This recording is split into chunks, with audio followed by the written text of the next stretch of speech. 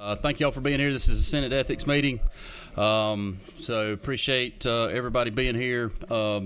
Before we get on the actual legislation, we got some housekeeping stuff we need to take care of. This committee needs to approve our caucuses for this term. I have 5 here that we need approval.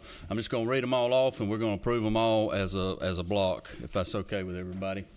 We've got the Senate Fulton County Delegation Caucus. We've got the Senate Taiwan USA Relations Caucus, the American Korean Friendship Caucus, the LGBTQ and Allies Caucus, and the Georgia Working Families Legislative Caucus. If nobody has any objections to those as a whole, then I would take a motion to approve. So moved, Mr. Chairman. Motion. Sounds like I got a second. Second. All those in favor, raise your hand. Right hand. All right. Those are approved. Thank y'all. Next up, we had a hearing yesterday on Senate Bill 214. Chairman Burns, do you want to make any comments about Senate Bill 214? Just briefly, Mr. Chairman, if I may. First of all, I appreciate all the input. I apologize for having to step out for another commitment yesterday afternoon. But at the end of the day, 214 is designed to provide us a path forward to move beyond the current environment, to move to a paper ballot system that would be hand-marked paper ballots, tabulated with an optical scan, and then supported by a print-on-demand ballot system. I think I've had a conversation with both Senator Jackson and Senator Estevez, and we've discussed this. They had some concerns. We wanted to make sure people understood. I want to just point out one thing. On line 27 of the bill,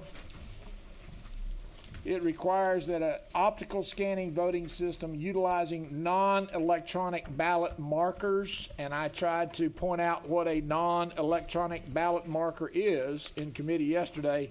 I'd like to read the definition from Title 12, 21.2.2 definitions, subparagraph 2. A ballot marking device means a pen, a pencil, or similar writing tool. So the reason why you see that language is it is defined in code. So make no mistake, this is a hand-marked paper ballot that would be tabulated via an optical scan, imaged, and secured. I'd be happy to take questions of the committee, but I'd ask that the committee consider moving this bill forward. All right. Do we have any further discussion or questions from the committee? All right. Number 7, Mr. Leader. Chairman Burns, did you receive information from the committee members that was discussed in committee yesterday? I did, and I appreciate that. I met with 2 of the 3. I'm sorry I didn't get a chance to meet with Senator Mallow, but I believe that they are comfortable with the current state of this legislation, recognizing that it's going to require additional study and review and refinement as we move forward. Okay, thank you. All right. I don't see any further questions at this time. So at this time, I'd entertain a motion to do pass. Move at the appropriate time. Number 7. If we're still working off of I'm sorry, thank you very LC 473679S, That is correct. LC 473679S. I'll make a motion do pass. Second. All right. Any further discussion? Seeing none, all those in favor, raise your right hand. Any opposed? All right, 1 opposed. All right, Mr. Chairman, you got a bill. Who was opposed? Thank you, Mr. Chairman. Thank you. Appreciate that. I was in such a hurry to get going here. We didn't pray, so we're gonna ask the good Lord for forgiveness for all that we've done here, and Senator Goodman is joining us today, so I'm gonna let him have the pleasure of blessing us today. So, Senator, what number are you down there? Mr. Chairman, number 14. So we're going to pray for your forgiveness for forgetting. How about that? Go for it. Y'all pray with me, please. Dear Heavenly Father, we just thank you for today, Lord. We thank you for loving us. We thank you for the gift of salvation. Lord, we thank you for the opportunity to be gathered here today to go about doing the people's business, Lord. And we just pray that you grant us wisdom and discernment as we go about in that endeavor, Lord. We thank you for the many blessings that you bestow upon us each and every day. In Jesus' holy name we pray. Amen. Amen. Thank you, Mr. Chairman. All right. HB 397 is our next order of business. I'm going to ask the author, Representative Tim Fleming, and Chairman Victor Anderson, if they will, come down front. And I'll turn the floor over to y'all. Thank y'all for being here. I know this bill has changed a lot over the last week or so, and I think there's been a lot of good things changed on it. So excited to hear about all that, and appreciate y'all's hard work on this. And I know this is a process, and it's not over yet. So, but with that being said, I'll turn it over to you, Representative, and thank you for being here. Thank you, Mr. Chairman, members of the committee, appreciate it. And Chairman, we appreciate all your hard work on this the past few weeks, and obviously Chairman Anderson. As you know, this is a bill that some priorities that the House had and got over to the Senate. There was some language added for some of the Senate's priorities, for some stuff that didn't make it before crossover day. So if it's good, all right, Mr. Chairman, I'll just go through this section by section, talk through the changes, and we can address any questions. And I know there's probably some people here that want to speak to the bill as well. So we'll start with Section 1. Section 1, 5, and Section 7. I'm sorry. Oh, yes, ma'am. I'm sorry. LC 473695S.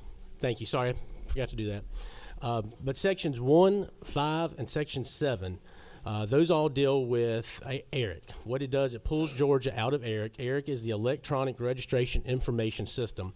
It prohibits Georgia from sharing voter information with third-party groups who require voter registration or that shares voter data outside of the explicit purpose of removing deceased, duplicate, or otherwise ineligible voters from our voter rolls. I think it's important to point out 11 states that were prior members of ERIC have left over the past few years. All of our bordering states are not members of ERIC, except for South Carolina, and South Carolina currently has a pending piece of legislation in South Carolina to remove them from ERIC. I will point out too that of our top 7 states where people are moving to Georgia and people are moving from Georgia to Florida, Texas, New York, California, North Carolina, Tennessee, and Alabama, none of those are members of ERIC either. So that's what that section will do, and what it does, the language, and also in Section 5, it does give the Secretary of State the authority to join in list sharing agreements with other states, or to share the information of voter data, just like the Secretary did prior to joining ERIC several years ago. Section 2, it moves the State Elections Board for administrative purposes to the State Accounting Office for administrative purposes and away from the Secretary of State's office. This helps to continue give the State Elections Board more independence. There's a precedent for this with other attached agencies. For instance, the State Ethics Commission is attached to the State Accounting Office for administrative purposes. Section 2.1 expands the duties of the State Elections Board to include custody of all state investigative reports and communications between the Secretary of State and election superintendents. It continues to facilitate the independence of the State Elections Board. The State Election Board handles elections investigations and complaints, and having access to this information is necessary for them to do their job and for adjudication purposes. It will also important that the State Elections Board is kept in the loop on communications between the Secretary of State and County Elections Boards, as the State Elections Board is charged with overseeing uniform application of the state's elections law. This continues to return autonomy to the State Elections Board. Section 3, this was language negotiated between Gavrio and the State Elections Board regarding rulemaking procedures. It allows for rulemaking year-round, but for it to take effect, has to be more than 60 days before an election. So basically, they can make rules, but when you get to 60 days before an election, general election, primary election, they cannot, those rules cannot go into effect because they don't want to disrupt the elections process that the counties are already in. Section 3.1, this fixes an issue that that's come up with third-party candidates. This change removes the barrier for third-party candidates to properly collect the sufficient petition signatures to qualify for the ballot. Basically, they have to get 7,500 signatures to get third-party candidates on the ballot. Section 4 is dealing with Department motor vehicles language.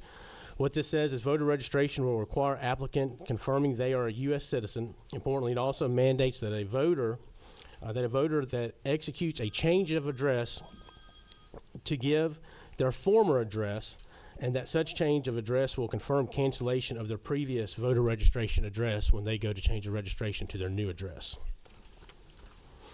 Section 5, I stated earlier, is dealing with ERIC language. Section 6, this is the appellate authority for the State Elections Board from voter roll challenge cases at the County Elections Board. This makes the State Elections Board the first step in voter registration challenges. In the appeals process of this will allow for faster adjudication of it. It will start with them, and then they can, if you disagree with the decision from the State Elections Board, you can then go to the Superior Court and file a challenge. Section 7, I addressed also, it's just more language on how the bill's set up, dealing with ERIC language, removing the state from ERIC, and outlining what the Secretary of State can do when it comes to maintaining our voter rolls. Section 8. This prohibits county election boards from designating pop-up voting sites for the collection of absentee ballots. What it says, once early voting stops on the Friday prior to the election, absentee ballots after that point can only be collected in person, can only be turned in person on the Monday before the election or election day, is currently stated in code. It can also still be accepted by the mail when you mail it in, and also for our UACAVA ballots for overseas voters and military personnel. The purpose here is the weekend for the election, our elections staff throughout the state, they need to be focused on preparing for Tuesday, setting up precincts, getting equipment set up, getting equipment where it needs to be to get prepared for the Tuesday election that will be coming up. It also has a provision in there that includes for drop boxes, and it provides for video surveillance rule, which requires cameras for drop boxes for after hours.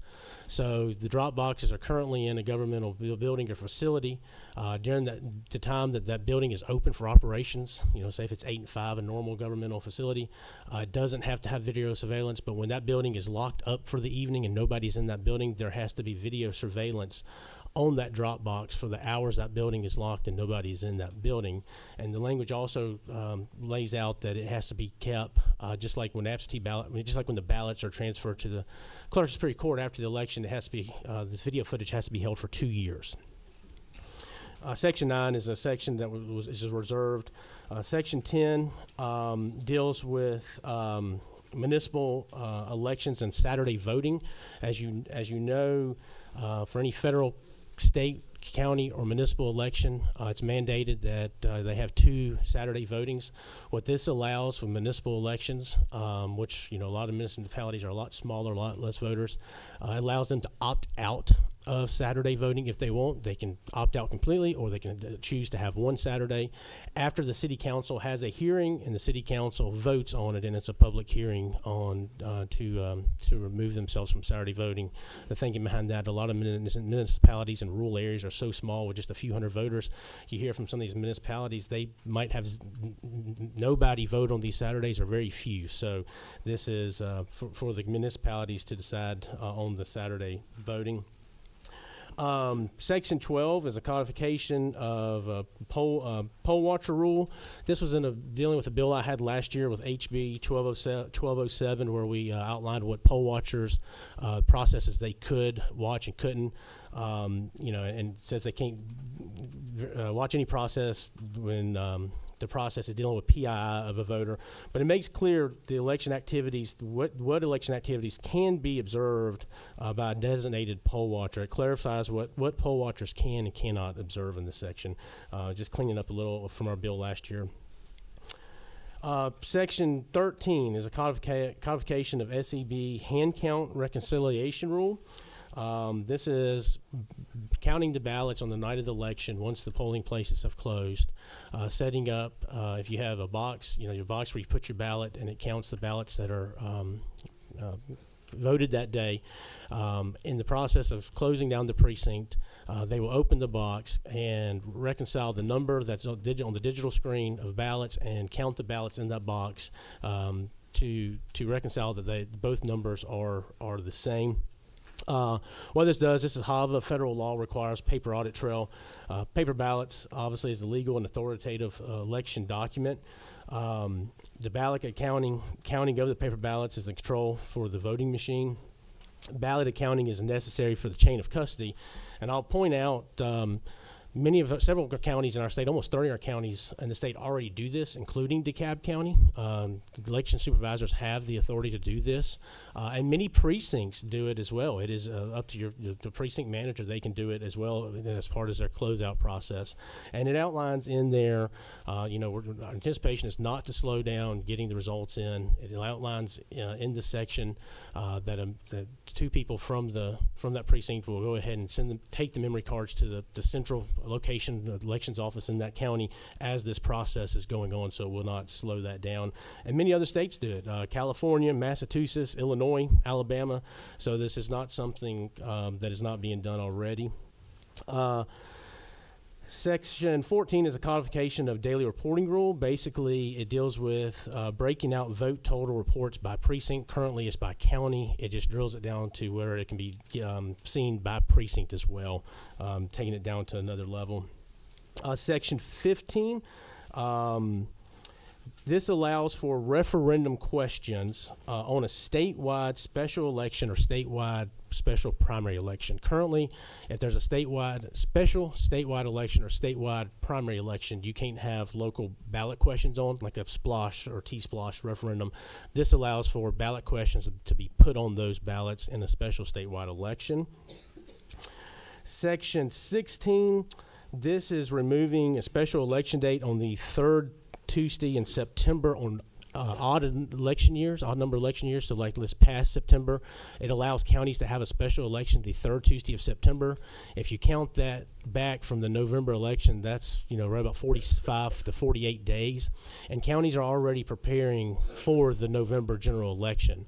So we don't want to disrupt their process of getting prepared for a big November election. And the thinking is, in talking to counties, if there is a need for a special election that late in September, it can wait until to be on the November ballot. So this is actually a recommendation from Gavrio. It helps them and not disrupt their processes of preparing for their election process. And then Section 17 is just all the different effective dates for the different sections throughout the bill. Mr. Chairman, I know that was quick, but I'll be glad to take any questions around it, myself and Chairman Anderson. Yeah, no, good job there, Representative. Very thorough. Good presentation there. Chairman, you have anything to add, or you good? I'm good. I just did want to clarify one thing when we were talking about the removal of the state from utilizing the ERIC reporting system.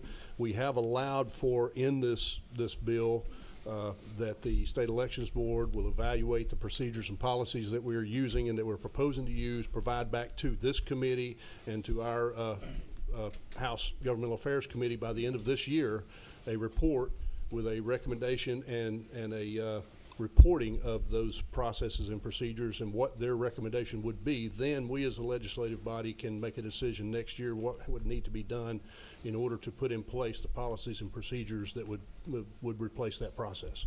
Okay, good deal. Thank you for that clarification. All right, we'll take a few questions from the committee. Number 11. Check. Yes, sir. Is this, Mr. Chairman, is this hearing only, or will we take action on this bill today? No, this is hearing only. Thank you, Mr. Chairman. Thank you. Thank you, Mr. Chairman. Gentlemen, I appreciate y'all coming this afternoon. When you started off, Representative Fleming, and you were saying you worked with somebody on this bill, I think specifically when you were down to, I think it was section 3, possibly. What was the organization?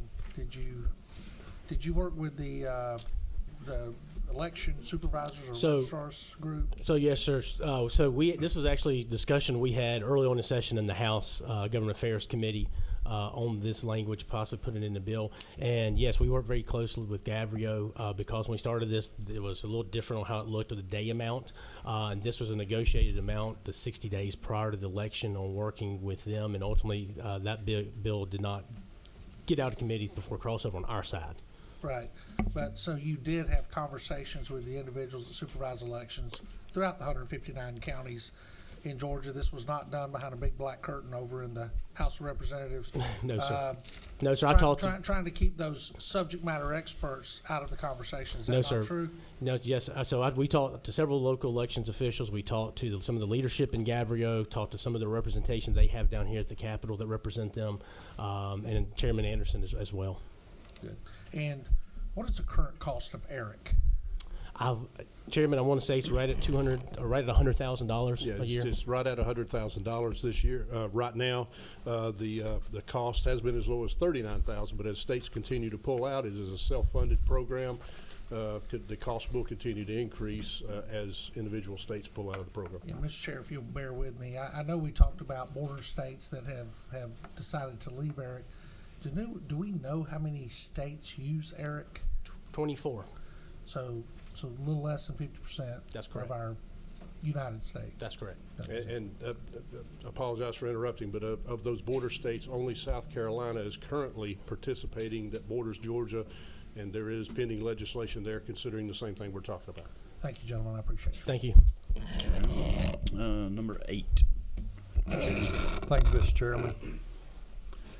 Would y'all not agree that we do need some type of organization such as ERIC to exchange information when people move? You know, I've just heard on the radio this morning where Hyundai has just opened up in South Georgia, their automobile manufacturing plant, over 1,000 new jobs. How many of those new jobs would come in from Florida, South Carolina, and they're registered to vote in those areas, and they moved to Georgia? I'm worried about ERIC. ERIC may not be the perfect, but we need something to take its place. We've got to exchange that information with other states, and I'm concerned about that. Yes, so you're correct, and that's why we put language in here giving this, authorizing the Secretary to do this with other states, but also, as Chairman Anderson said, our intent is not for the Secretary of State to remove itself from ERIC until we have the solution set up. That's why the State Elections Board, we're going to task them with, through this legislation, of coming up with a recommendation to this body on what that looks like and what data sharing would look like moving forward. And we would address that next session on what exactly, if there's a consortium of states or other states. But the language also allows the Secretary to independently work with other states by state basis, like Florida, Tennessee, Alabama, share the data to compare that data. Would there be possibility, if I may, Mr. Chairman, would there be possibility of a study committee being appointed to look at ERIC or some other? I know there's a couple of other things out there, but I don't want to join the wrong one. That's just a thought. But I have several. I'm sorry, my background in elections, so I apologize. Some of this I'm just now seeing. Yes, sir. U.S. citizens, right now, after 9/11, people that get a driver's license, they have a gold star, and that signifies they're a U.S. citizen. So what was that on Section 4? You went pretty fast through some of this stuff, and I was kind of I didn't take a speed reading course, and I didn't take a speed listening course, so I was kind of trying to keep Apologize, up with Mr. Chairman. Mr. Chairman, if I may, Yes, sir. and Senator, I'll try to address some of your questions there. First of all, the language in this bill is, in essence, it's just codifying a process that, or what is already, it's restating what is already current state and federal law, and that is that only citizens can register to vote. The difference between what this is if the question is asked and either no response is given or a negative response is given to the question of are you a U.S. citizen, then we are codifying the fact that the person asking that question and the documentation that is received by that the person applying for the driver's license and in effect also to apply for voter registration does understand the consequences and circumstances of either a no answer or a negative answer to that if they continue to pursue voter registration. That brings up another question. You know, if you're a convicted felon and you attempt to register to vote, you've committed a felony. So would you also ask them if they're a convicted felon? That is not included in the language of this particular bill. That's a question that I would have to defer later. One other, if I may follow up, Yes, Mr. sir. Chairman. Thank you.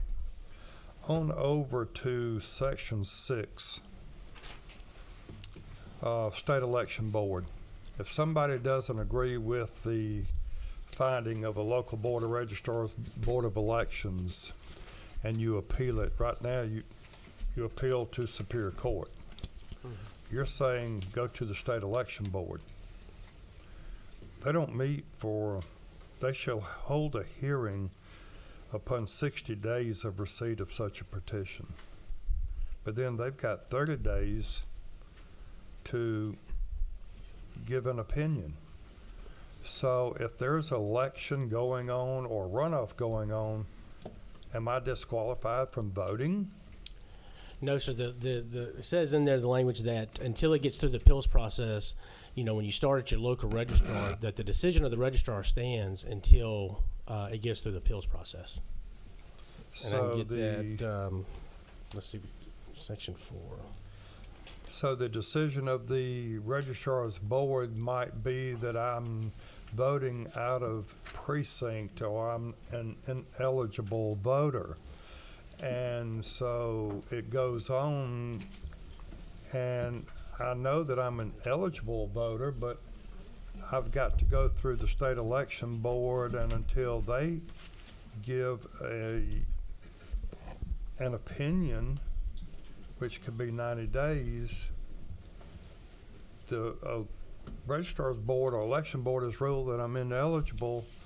But I could have appealed to a Superior Court judge and asked for a declaratory judgment and an emergency hearing so that I could be able to vote in that election. Mm-hmm. And I also wonder about the makeup of the board, so I have issue with that. So I'm sorry, I don't want to take up a lot of time. I just want to straight as a bill. Yeah, let's grab it. Let's grab a few more. Okay. We'll come back to you, Mr. All right. Chairman. Number 12. Yes, sir. Representative Fleming, thank you. In page 7, dealing with the application for a ballot, it would seem like you're asking the questions, would it not make sense to require either a passport or a birth certificate of some type of proof that that person is born or is a citizen from that standpoint? You're taking just a word, that's all there is from that standpoint. And then my second question to that issue is, what is the penalty if they do lie? Does the person taking that, if that person either does not answer the question, do they have any responsibility to report that from that standpoint? It would seem like to me if somebody doesn't answer, they should have to report it to their supervisor or something of that nature from that standpoint. I'll attempt to answer that question. Thank you, sir. And I may have to make sure I understand all the questions and that sort of thing. As far as production of proof of citizenship, it is already required that you produce your required personal information upon application for and we're talking about the application for a driver's license, which coincides with the motor voter provision to register you for voting. So I would assume that there are provisions for issuing a motor vehicle operator's license that would cover that characteristic, that information that you're asking about. Okay. As far as punitive or repercussions, that sort of thing, one of the things that we're wanting to do is make sure people understand that if they either fail to answer negatively, or answer incorrectly, it is a felony, and that's already in law. And this is just a verbalization of that particular circumstance. As far as any compulsion of the person asking the question to report that is something that's not in the language that we have here.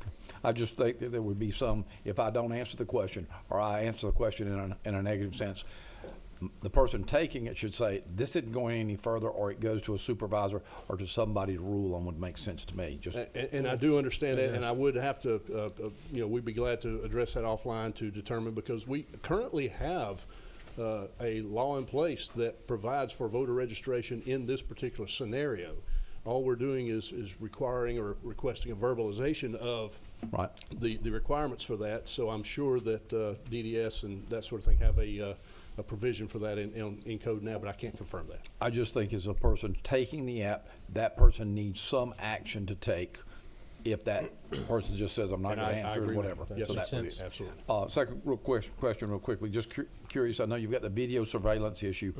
Who has access to that for storage purposes, and is that open to the general public, or is that open record issue that video camera is taking the video of that Dropbox? Is that something that's held? Who holds that, I guess? So it'd be held just like election documents after the election with the clerk of court holds it. It would be held, they hold the ballots, absentee ballots, and any documents around it for a period that the code specifies. I think it's 2 years. Okay. And so the video surveillance would be treated the same way and by the same parameters that, absentee ballots and elections materials from that election are held to.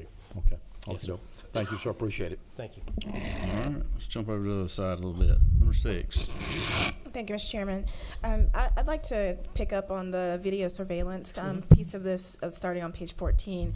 I'll go ahead and lay out my concern to start with, which is asking counties to provide 24-hour or I guess it would be 12-hour, however long the building is closed, surveillance. It seems to me as an unfunded mandate. Now, you're going to respond to me and say, well, they have another option, which is that they can take the box and remove it. But isn't this redundant? Because isn't the box already in a place that people don't have public access to by virtue of it being in a locked building? This is just taking another step for security reasons, and we thought about that during the process. That especially some of your smaller communities, smaller counties that might not have video surveillance in their courthouse or admin buildings, or have the funds to, it'd just be another step wherever that elections office secures, whether absentee ballots in their building, secures the voting equipment in that building. That once the hours of operation are ceased, that box will be moved to wherever their safe storage in that facility is, out of a general area. Because a lot of times your drop boxes are in public areas, correct? This would be put in an office or some kind of locked room that is not access to public at any time. Right. I understand what you're trying to get to, but it seems to me that it's contradictory to say, on one hand, you need to live stream it or surveil it, but if you can't do that, go take it to a secret place where we can't see it. Right, like that those two things seem to live in contradiction to me. And I'm also concerned that if the Dropbox can be removed to another locked space that doesn't have public access where the public can't see it, then that means it's not mounted in any way that is not easy to remove. So I'm assuming, like, if you're putting it away every single day, that means that you haven't mounted it, or you're not having to bring out like screwdrivers and all those things to take it up, right? Like, it has to be easily removed. So if it's easy to remove it every single day, wouldn't that make it therefore vulnerable to be moved during hours when the public can access it? Well, I'd argue that in elections offices where they keep absentee ballots that come in the mail, they're not in a facility, in a box or something that's mounted to a ground or a vault or anything, so those can be moved as well. So you kind of treat that the same way. Right. I guess, again, I just feel like we've got some conflicting ideas here, and that we're also providing what's an unfunded mandate to counties. We're either doing an unfunded mandate, which is to do the video surveillance, or we're moving the Dropbox to a place where you're not addressing the issue, which is people are concerned about what's happening to the drop box, right? Like you're moving it to a secret place where they really can't see it. Well, absentee ballots are kept in elections office, yes, you would say, in secret places. They're behind locked doors, so that is not viewable to the public as well. Sure. Okay, and then if you may, can you just talk to me more about why it is that you are opposed to absentee ballots being returned on Saturday and Sunday in between, like so after advance voting closes on Friday, and then that Monday when offices might open? What is the issue with people being able to submit their their ballots during that time frame? We're not opposed to people submitting their absentee ballots. They have the 45 days to submit their ballot. They have the mail to submit their absentee ballot in. They can vote in person for 3 weeks. They can vote on election day. What we're doing is saying that on that weekend prior to the election staff need to be focused on preparing for the election that's coming up that Tuesday. A lot of things go on that weekend in counties, especially larger counties, where you have multiple precincts. I know specific my county, they bring in contract workers to get precincts set up that weekend, to get equipment set up, to get equipment moved. That needs to be their focus on that weekend. And then absentee ballots can still be returned to the office that Monday prior to the election during hours of operation, and can be returned on election day up to 7 p.m. on election day. So do people who run our elections in our local counties, did they complain about receiving ballots on Saturdays and Sundays? Was this a request from people, or did they feel like they were overburdened and not able to attend to their weekday obligations because they were accepting applications or accepting ballots on that Saturday and Sunday? I'm just confused about where this is coming from and why we would limit people's opportunities to return in absentee ballots. It's 2 additional days. I'm just trying to understand what this is coming from. Mr. Chairman, if I may, on that, the source of this is mainly to maintain consistency across the state. This is allowed now, but it's only exercised in a few jurisdictions, a few counties, okay? So what we're trying to do is we're trying to put a consistent process in place so that it avoids confusion. It avoids the question about when poll watchers can be where, when that offices are accessible, what offices are accessible, and that sort of thing in after-hour situations. And as the representative said, we're allowing them to be dropped off every time that the office is normally open to the public anyway. So that's the biggest thing there is to maintain that consistency. And if I may, one last question. Can we go back to the citizenship question? And neither of you may be able to answer this question, but I am concerned on line 148. So the person, I assume this is the DDS employee who's taking the application, they're saying that they shall inform the applicant that it is a felony if the person is not a citizen, right? So the language shall there sounds to me like compelled speech, which I think is a First Amendment violation, because you are saying that I have to say these words to a person. And so, again, I don't know that you all are constitutional lawyers here, but I just want to flag that I am concerned that using that language of shall is compelling speech in a way that could be a violation of a person's First Amendment rights. And I'll end with that. Okay, Mr. Chairman, I would request that we consult with legislative counsel to get that question answered, if we may. Okay. Yep, got it down. All right. Number 5. Thank you, Mr. Chairman. My attention is to Section 6 on page 11 and to the authors of the bill. I am fascinated and perplexed by the amount of people that want folks to come back to Atlanta. It takes me 3.5, 4 hours to get to Atlanta, and I drive it every week, sometimes 2 to 3 times a week. I live in Savannah. Last time I left Atlanta, it took me 5 hours to get back home. What is the obsession with making folks, if they have to appeal their local board registrar's decision, appeal to the state election board, which is then in Atlanta, and if I don't like their ruling, I have to appeal to Superior Court, and the Superior Court for the circuit where the state election board sits is in Fulton County, so then I have to come back to Atlanta. I don't live in Atlanta. Why do you all insist on folks coming to Atlanta? I don't live here. And if you say, well, that's because what the state election board is, and they got to have a hearing, and that means my folks have to drive from Savannah to Atlanta. And I know there are not many people that make that drive, but if you've never been down I-16, you cannot tell me what it's like to have to ride the ride, because other than the gentleman who's the chair of this committee, I drive the farthest.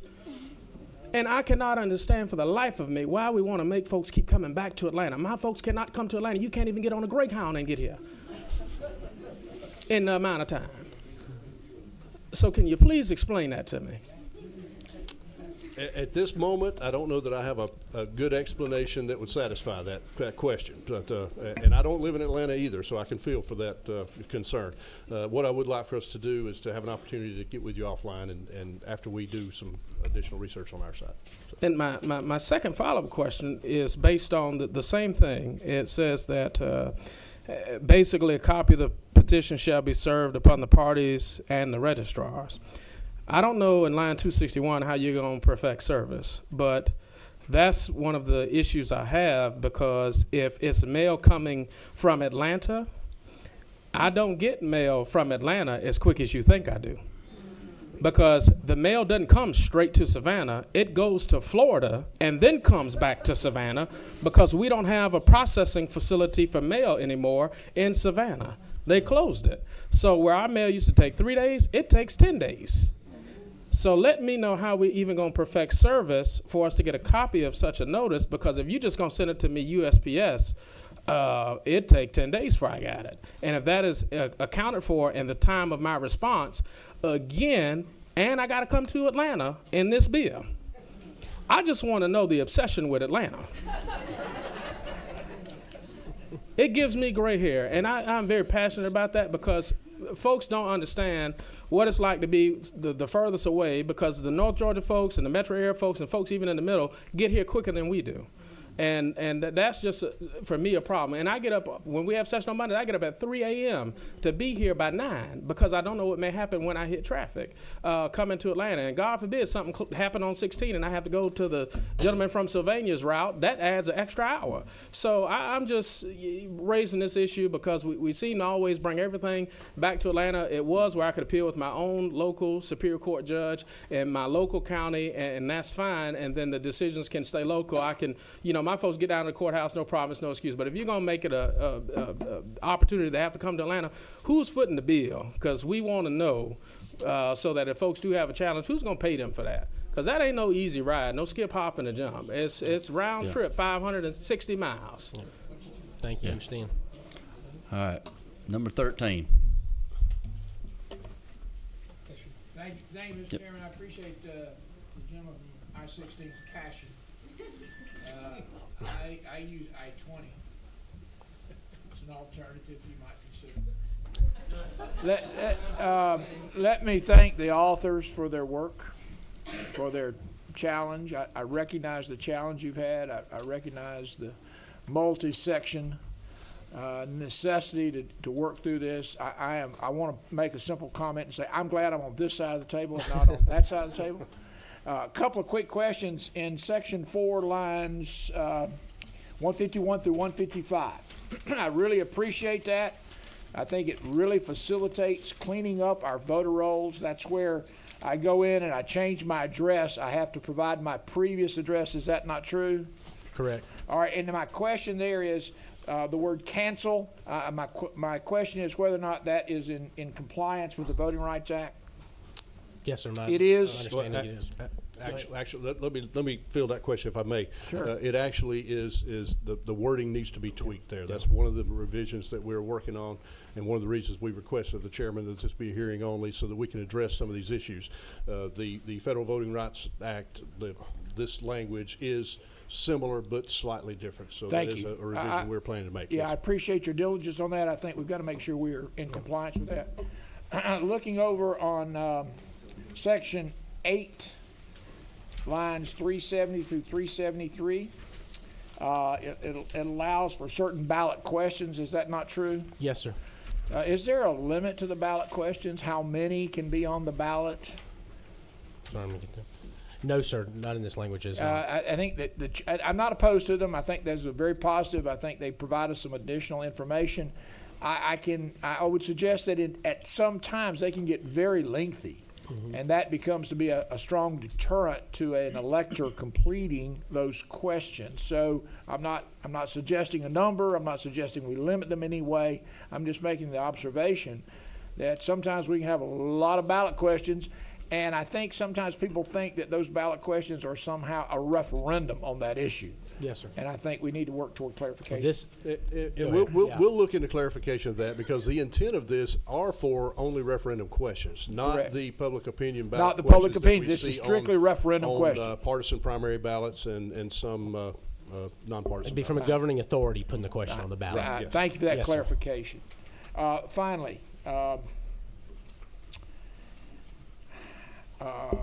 looking at, I'm sorry, I misspoke. Those ballot questions were on section 15. I want to come back to, what is the latest date that election office can receive an absentee ballot? Election day, 7 p.m. Election day, 7 yeah. p.m. What about UCAVA? UOCAVA is usually, if I'm saying, the Friday after the election. So normally Friday. it's several days beyond sir. that. Is that not Yes, sir, true? that's correct. So the challenge we have is we don't have all the ballots, potentially all the ballots at the close of polls on election day. Is that true? When you're talking about UOCAVA, When we talk about UCAVA, that's correct. any non-UCAVA ballots must be received by 7 p.m. on election day. Is that That's true? correct. So my question is, give me a little bit of information about the UCAVA ballots. When do we send them out? How many days in advance?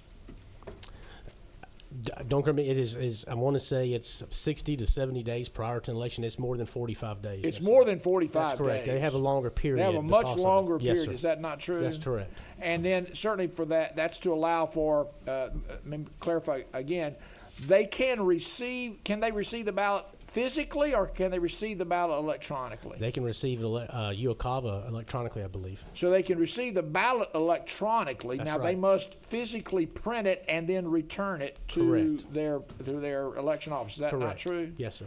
I would ask that we look toward finding a way to ensure that all ballots are received, including UOCAVA ballots, by the close of the ballot box on election day at 7 p.m. If that means we need to move that date up 3 days or 4 days, I'm comfortable with that. I think the question I have is there a legal reason to extend acceptance of those ballots? I'd have to lean on ledge council, but I think it's federal law on the UOCAVA Federal law ballots. requires, I Yes, think sir. some states, I'm not sure, No, on military ballots. I'm sorry, not UOCAVA, on military ballots. military ballots, Military. but not UCAVA. That's correct. Okay. I would just ask that we look into that, because I would hope that our objective would be that we would have all ballots secure in the ballot box when the polls close on election day at 7 p.m. Yes, sir. Thank you very much. Thank you, sir. Thank you. Number 3. Senator Estes, is that you? Yep. Thank you, Mr. Chairman. Thank y'all for taking the time to go through the bill. I echo some of the concerns that my colleagues have presented already, and I'll try not to be repetitive.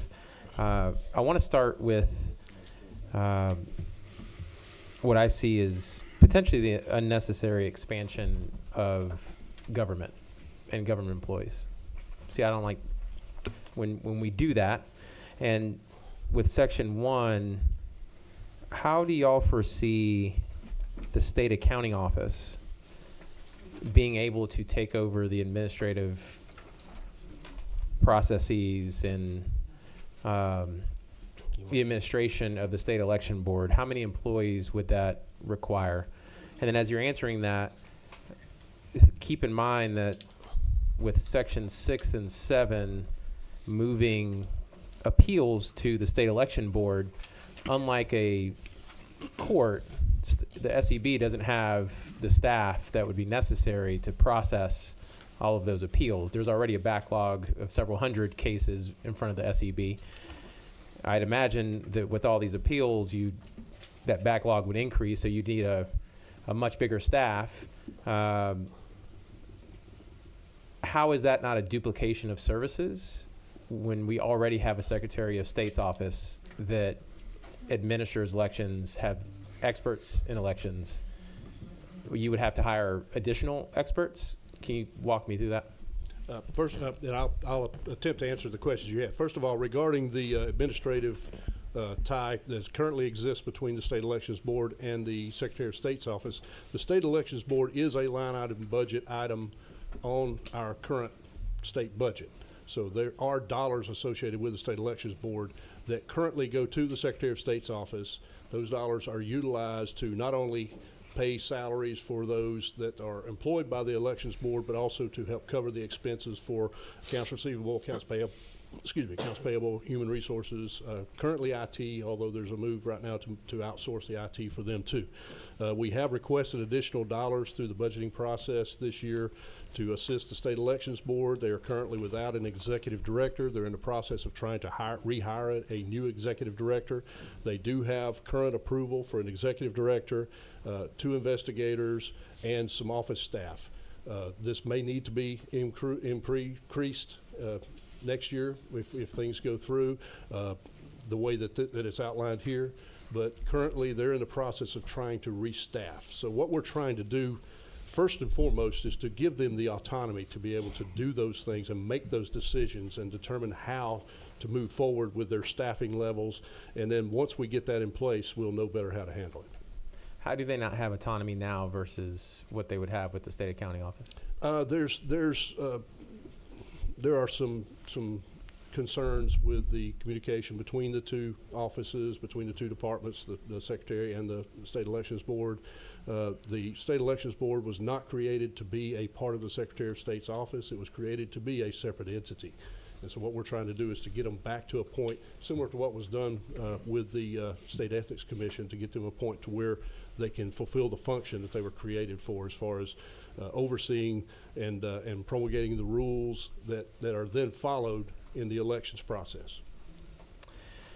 So given the fact that they were created to promulgate these rules, going back to the appeals process, how do you foresee them handling these appeals? They typically don't have access to sensitive voter information. At this point, they would have access through the appeals process to sensitive voter information. It would also require an apparatus for them to gather that information, something that courts have readily accessible to them. The SEB would have to create those processes. It seems like there would be a dramatic increase in cost, because we're not talking about individuals with individual appeals. A lot of these cases involve thousands of challenges. We're not talking about individuals. So when the senator from the 2nd talks about folks driving for 4 or 5 hours, it just won't necessarily be 1 or 2 people doing that. It could potentially be thousands of people doing that. How does that play with what we see with the current SEB and how it's equipped to handle these potential challenges? And those are valid questions. I don't know that I have a perfectly good answer for you at this point. Section 8. I want to echo the senator's concerns about video surveillance and the drop boxes. I have an additional concern around the doxing of election workers, which has happened here in Georgia. And my concern is that you're potentially setting up our election workers for harassment and threat, because they are oftentimes working after hours for a lot of different reasons.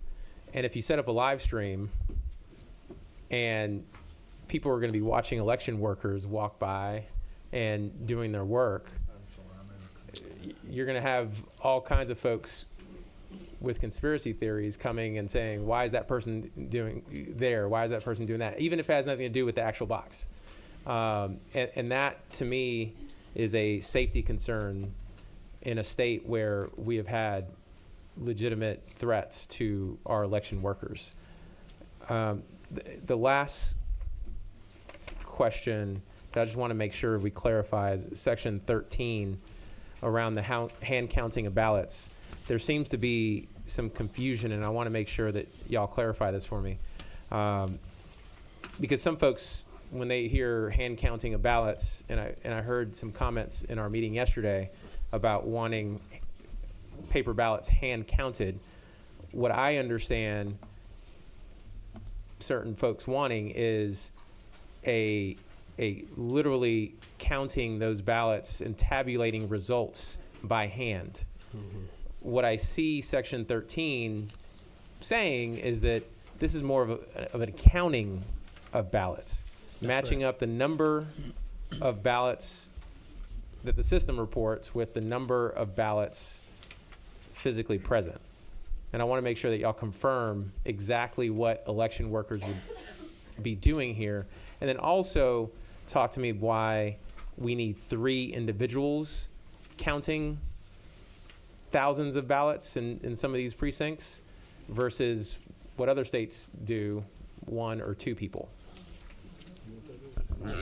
Yes, sir. So back to real quick on the drop box, if I can. So that pertains only to drop boxes in the government facilities that are in the public areas. So we're not talking about, if they're in the actual elections office where the workers might be after hours in their office doing work, as a lot of election workers do, because they work long hours during the elections process, as we all know. We're only talking about the video surveillance in that common area of that government facility. So if it's the corridor where the elections box is, or right at the main entrance where a lot of the ballot drops are, it's in those common areas where the footage. It's not talking about camera footage in the actual elections office where they'll be working, fulfilling their duties. And to the counting question, yes, this would be opening up the box the night after 7 p.m. once every voter's out of the voting precinct, as they're starting the shutdown process of that precinct, taking the ballots out of the box, just counting the number of ballots to make sure that the number of ballots that's in that box matches the number of ballots that the box says it has in there. So that's what the counting is. I know there's a lot of discussion around counting ballots and different things, but that is just counting the physical pieces of paper in that box.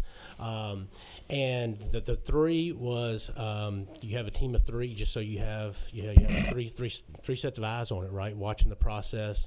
So if there's any discrepancies or any issues, you have somebody else there who can do a count then, or if there's a discrepancy with a ballot as they're counting them or something happens, there's extra eyes on that process. Number 11. I appreciate the questions on the drop box and the surveillance, and I do understand. I've got 4 counties, and one of the counties has a great security system that's on 24/7 in where it all is. And through this process, was there any consideration in eliminating the drop boxes altogether? I know that's been a consideration for a few years up here, but this wasn't something we discussed with this. No, sir. Okay, thank you. Number 4. Chairman Strickland. Thank you, Mr. Chairman. I'll be brief. I just want to go back really quickly to Section 6 based on what my colleagues on each side were asking. Is it the intent that the State Election Board would hold another hearing? Basically, you would start over again and have a separate hearing with the Election Board, just like you did with the registrar? Is that the intent, or are they just reviewing what the registrar did? Do you know? The intent, as I understand it, of this would be that they would be reviewing the registrar's decision and and addressing it on an appeals basis. Now, what that looks like and what it would involve would, of course, vary case by case, is my understanding. Because that's why I know we have on line 263 the opportunity to present evidence, but I wondered if we were really doing an appeal like you would see at an appellate court, where you're really just arguing whether or not the registrar got it right, look at the evidence already presented, or if we're starting over again. If we're starting over again, then you might want to look at some language that would give the State Election Board the power to enforce subpoenas like the registrar has in existing code for that purpose. On the same note, to talk about not want to go to Atlanta, I'm 30 miles south of here. I don't want to come to Atlanta either, but I know the election board needs to be in the capital city. I think you have to have a centralized place. I get that. One thought I ran by Ledge Counsel to confirm with me, you could make it where the appeal goes back to the home county where the challenge was originally made. I guess that would be the home county of the proposed applicant. And the way it's currently written, I think he's right that it would have to be in Fulton County for the appeal.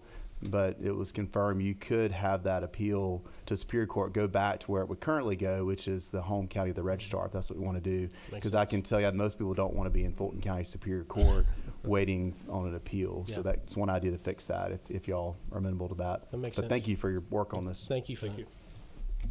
All right, one more, number 6. Thank you, Mr. Chairman. Just one more. Because of the UCAVA conversation and that they go out 45 days in advance, I'm wondering if we could return to Section 3 as it relates to rulemaking. So rulemaking is 60 days before the presidential primary, which is essentially 30 days before regular absentee ballots go out.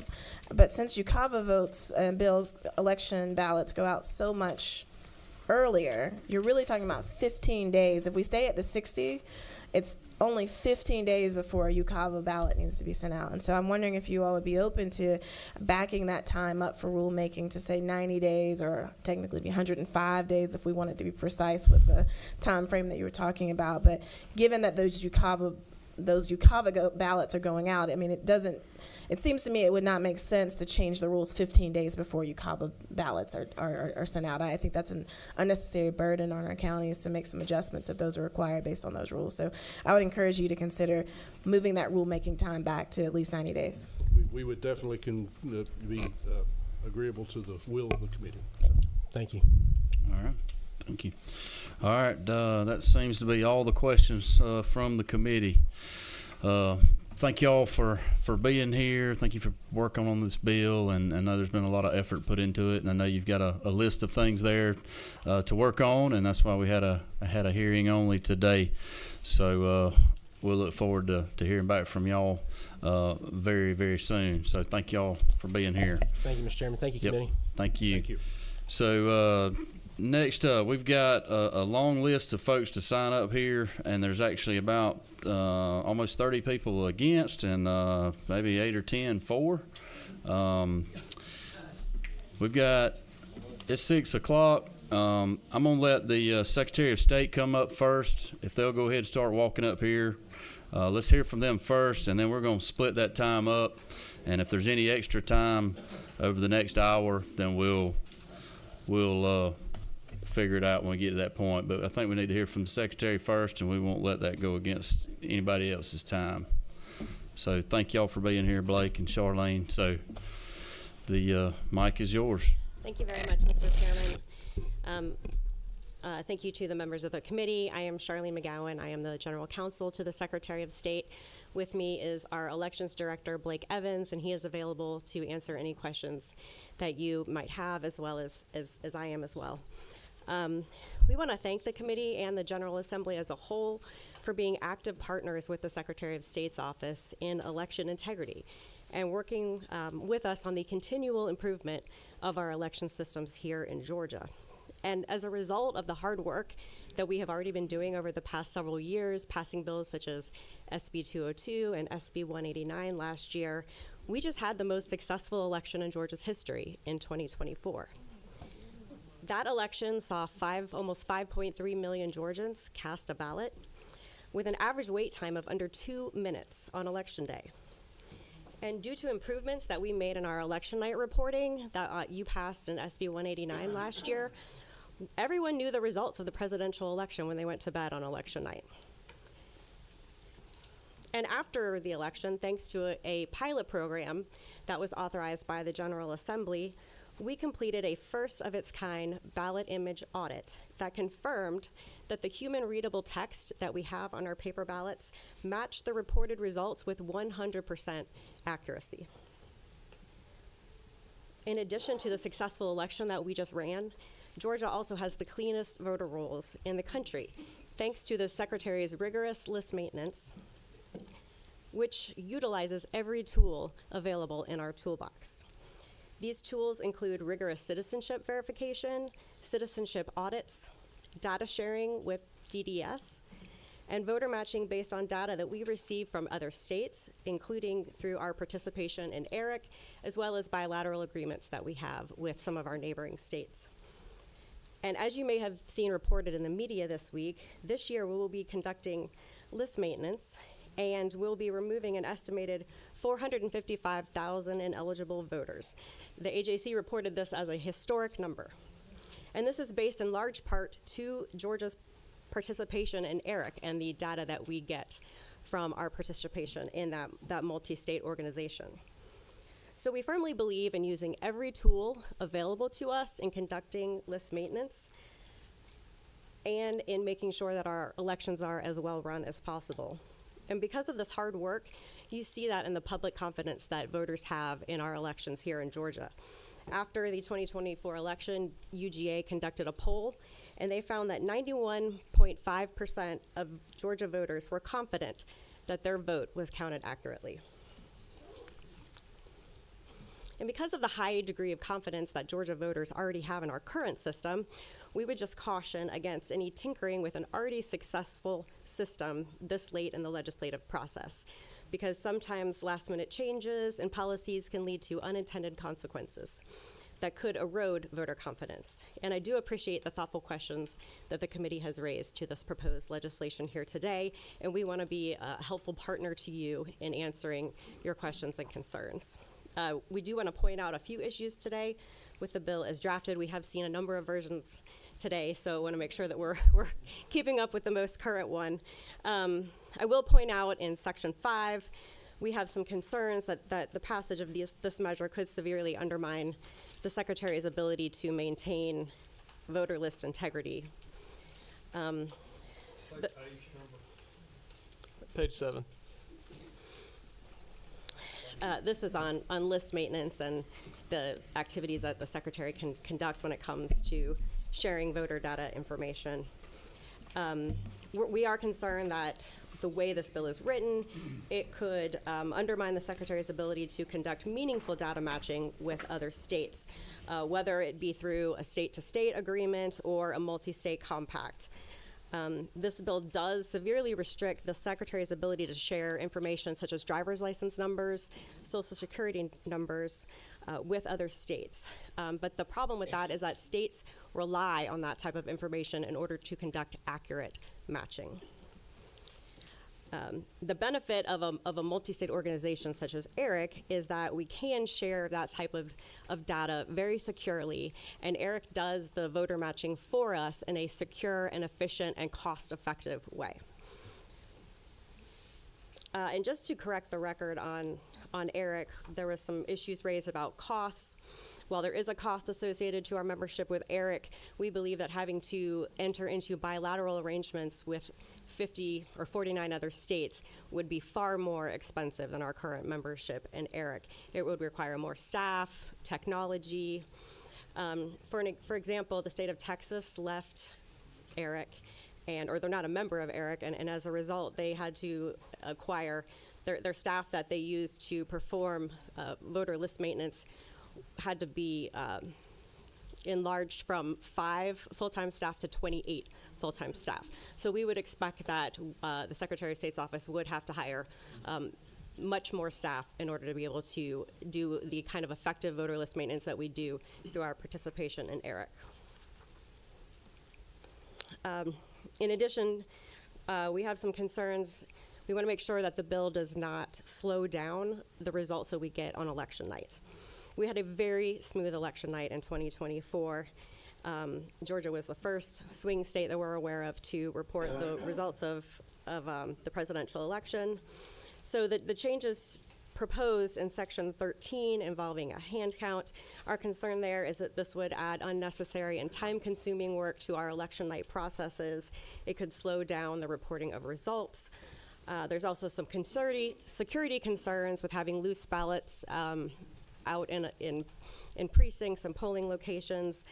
That type of unsecure setting, rather than keeping ballots in secure scanners or in secure ballot bins, having them loose in the polling location could lead to opportunities for error and also for fraud.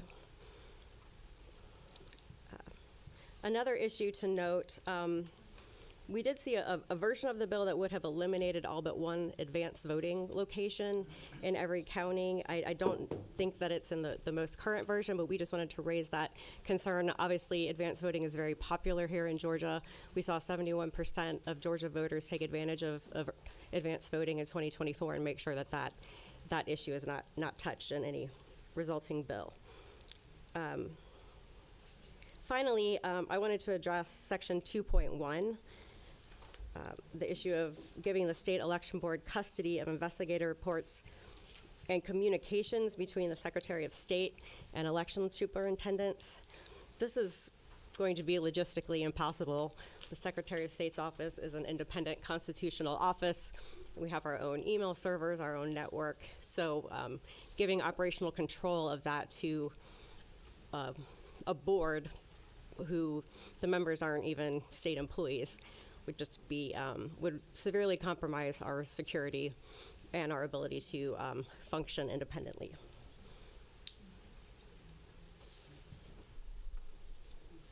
So those are the concerns that we wanted to raise today. We are always happy to work with the committee on sensible reforms and to do so in a thoughtful manner. But we just wanted to ask that the committee please be cautious in any last-minute tinkering to our current system, which produces successful elections and accurate results. But we thank you for the work that we have already done together to create those successful elections in Georgia, and we're happy to answer questions that you may have. All right. Thank you, Charlene. Blake, you have anything to add, or are you good? Nothing to add, but can certainly help answer questions if Okay. you have any. All right. We got a few here. Number 13.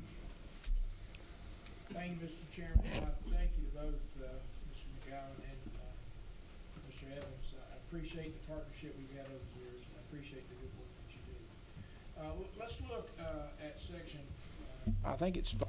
It deals with Eric and the potential not availability of Eric. Do you currently have state-by-state agreements? We do. We do? Yes, sir. And with what states were they with? Virginia and Alabama are the two where we have executed an exchange. We also have an agreement with South Carolina, although they're still in Eric, and then an agreement with Florida as well. The problem that we run into with Florida is that their open records laws cannot protect our full dates of birth. And so for that reason, we have not conducted an exchange with them.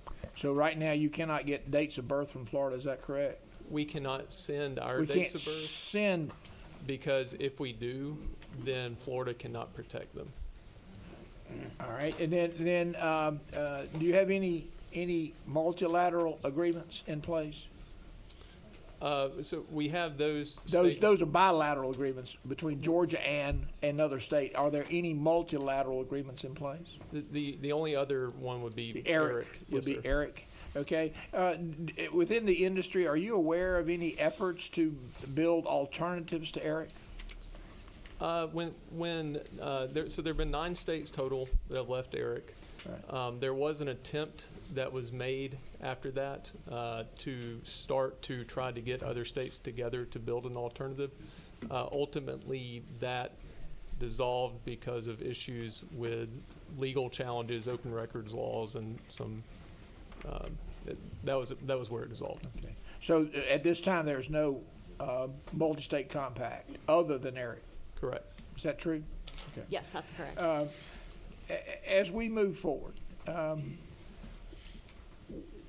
what would be your recommendation to provide an alternative to Eric? So my recommendation would be that we continue to pursue to do everything and to get every bit of data that we can to find cross-state movers and get them off our rolls as quickly as we can.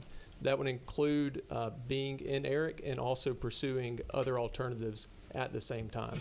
I'm right now working with the EAC and potentially doing a pilot with Experian. We have had at least one county that has piloted. Deidre Holden, the county elections director in Paulding County, has done a one-county pilot with Experian. And so that's something that through the EAC might be a possibility. And then we're continuing to work with other states to try to find what other options, and to diversify our efforts as much as possible and make sure that we're getting the best data that we can. I want to shift just a second, if I could, Mr. Chairman. I appreciate your efforts in a post-election verification, electronic verification that worked exceptionally well, I believe, and it provided us with some confirmation, and I'm grateful for that. How do you see that process moving forward? I think you're talking specifically about the ballot image audit. About the ballot image audit, correct? So I think it did work very well.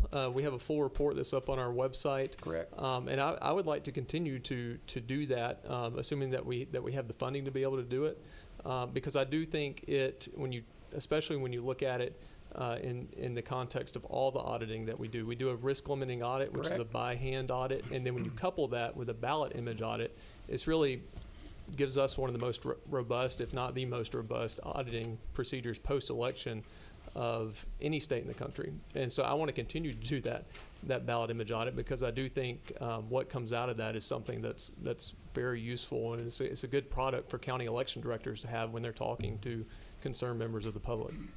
I would agree, and I'd like to thank the Secretary of State for working with the legislature on that project. Thank you, Mr. Chairman. All right, thank you. Number 3. Thank you, Mr. Chairman. Couple questions. One, related to the support that y'all provide the SEB. What can you describe that support, if any, whether it's technical or administrative support? When the legislature made the state election board an attached agency to the Secretary of State, we provide the level of support that we do for all of our attached agencies, which is set out specifically in the Georgia Code. We provide human resources support for them, budgetary support, financial support. We have provided them with office space. We certainly provide more support to the Secretary or to the state election board from an administrative perspective than we do for many of our attached agencies. But there is, the code does specify when the legislature made the decision to make them independent and an attached agency of the Secretary of State, there are specific statutory responsibilities that come with that. Why do you say that you provide more than other agencies? I think, for example, because the work that we do is so interconnected, that we are working with them on a regular basis more than usual, and they do delegate their investigations to the Secretary of State's office, so they do have access to our investigators. We do provide investigative files and investigative reports when those investigations are completed, as they are considering those cases. So they certainly have access to all of those documents, and certainly any election-related documents that they want access to that they request, we assist them with that. Do you have a vision for what it would look like if they were separated or moved to the state accounting office, what that would look like? Would they still have access to your investigators? Would they still have access to some of that technical support, or do you envision they would have to get their own, because at that point they would be completely independent? I think they would get more administrative support if they were moved to and attached to a separate state agency. Certainly, if the way the law reads continues to allow the state election board to delegate investigations to the Secretary of State's office, we would obviously continue to support them in that role, and we would be happy to do so. I think since the work we do is closely connected, I think was the original intent that the state election board and the Secretary of State's office work in a symbiotic fashion to support each other in their missions, and we certainly are willing to continue that. And then it seems to me that with Eric, the challenge that Eric works states through is the issue about data protection, consumer protection, protecting our information. Because of various and inconsistent open record laws that we have in every state, if we just strictly relied on bilateral agreements, we wouldn't necessarily, as Georgians, get the protection in Florida that we would get in Virginia, that we would get in Alabama, and just to replicate that across the country. Does Eric provide, because of how it aggregates information, does it provide us that level of protection? So that is certainly one of the benefits, in that you have one entity working with 24 other states plus the District of Columbia And then we have an executive board. I'm on the executive board of ERIC. So is the state elections director from South Carolina. And I believe South Carolina's bill is dead to get them out of ERIC. And so, but we sit on an executive board, and the reason I say that is because I know exactly the security protocols that ERIC follows.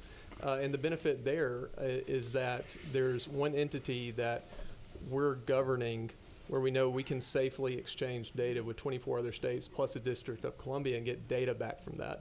Whereas if we're doing state to states, which we want to be doing state to states because, again, we want to get all the data that we possibly can, but it is challenging in that we have to work with each state's IT department and then make sure that they're following proper protocols to be able to protect our data.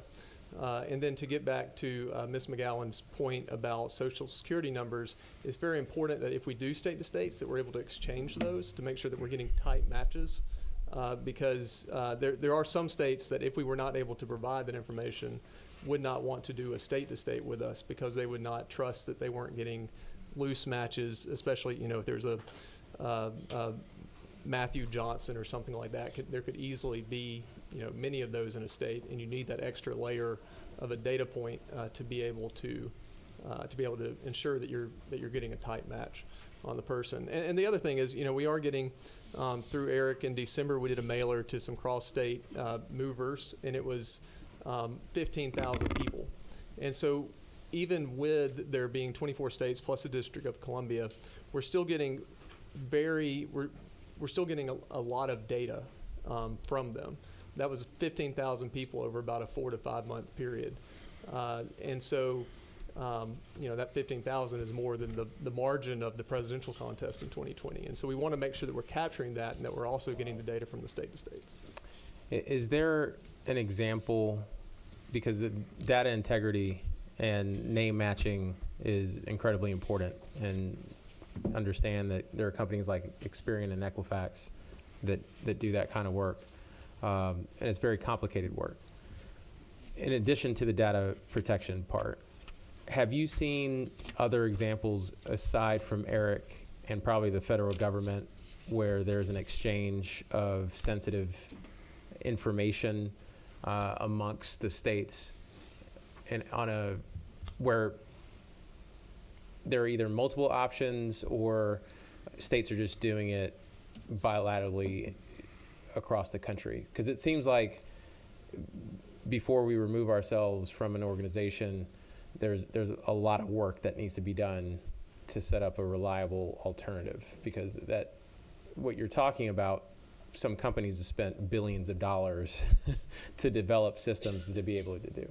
Sure, I'm sure there are examples out there. We have a great partnership with the Department of Driver Services, and we get data from them when somebody moves out of the state of Georgia, and if they canceled their driver's license in most states. I'm not sure how many states are part of their compact, but we get that data as well. Again, that's valuable. So I'm sure that there are some examples, but it's, you know, but that's a compact, right?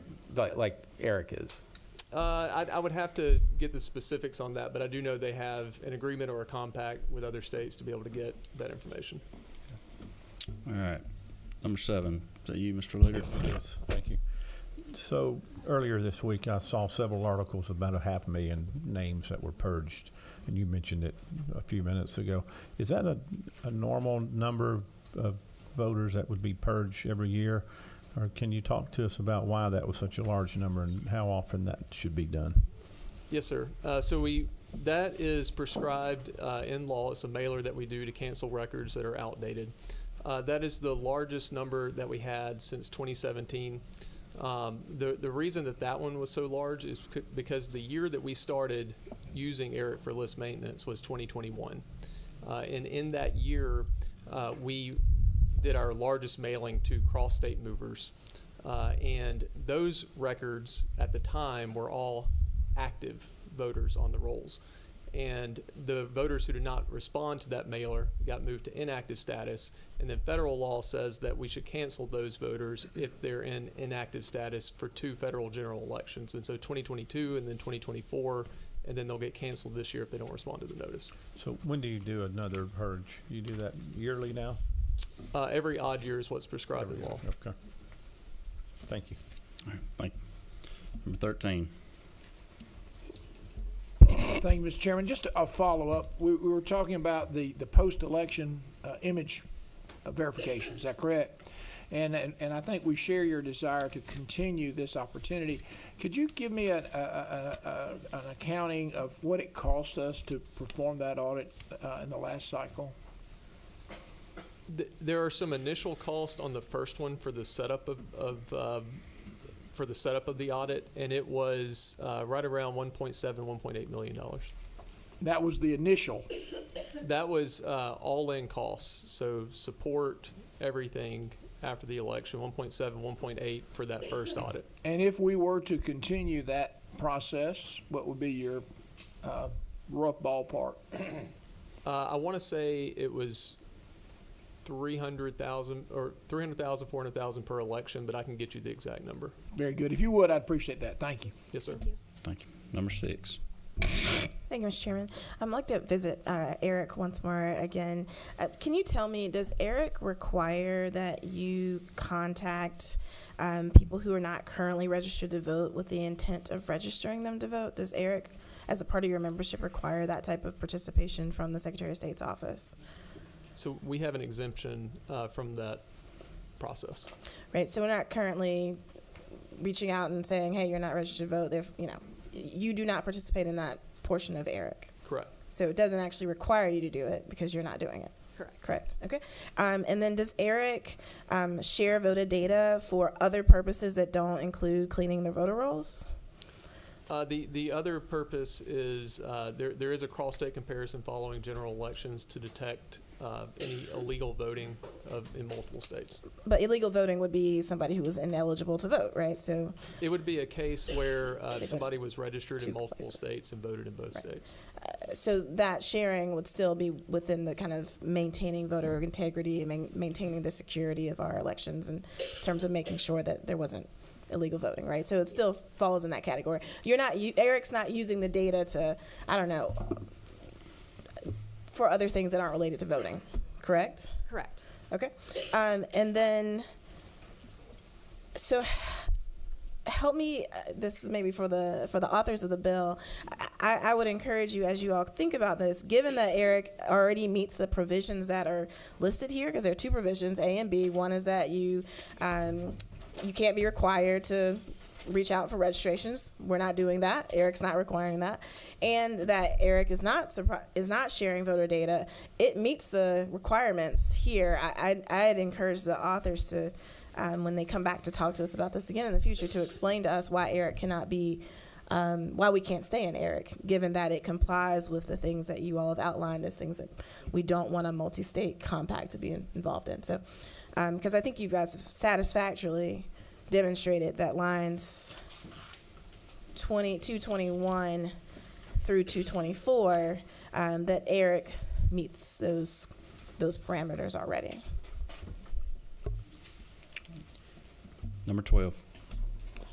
Yes, sir.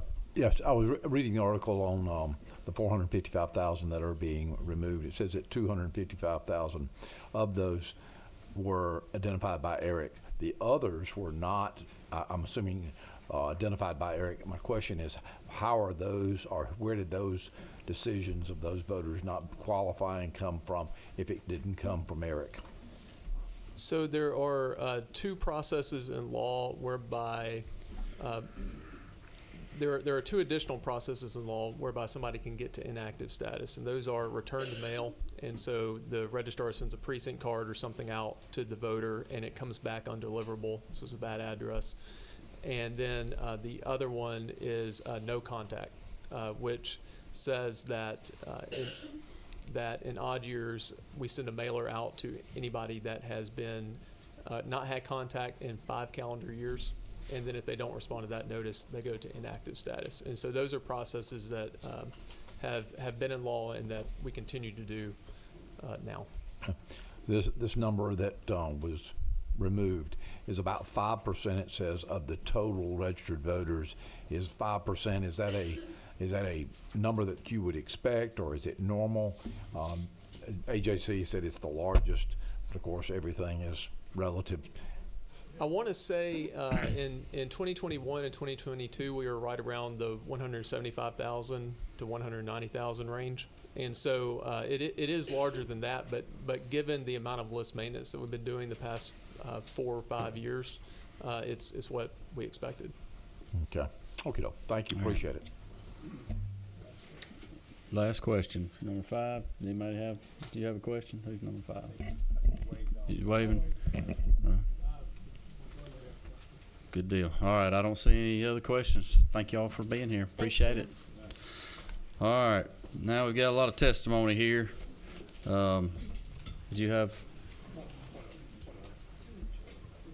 Yes, sir. My understanding is that there's election directors and poll managers that have driven from across the state to be here, and I was wondering if we could make sure to prioritize those folks who have trekked. And all right. Well, I'm going to say that maybe they are the ones on here that left blank. The Gabrielle folks. Yep. Y'all want to come on down? Are y'all some of those folks? Rebecca, Noah, Nancy? Maybe 2 at a time. We got 2 chairs up here. Who else?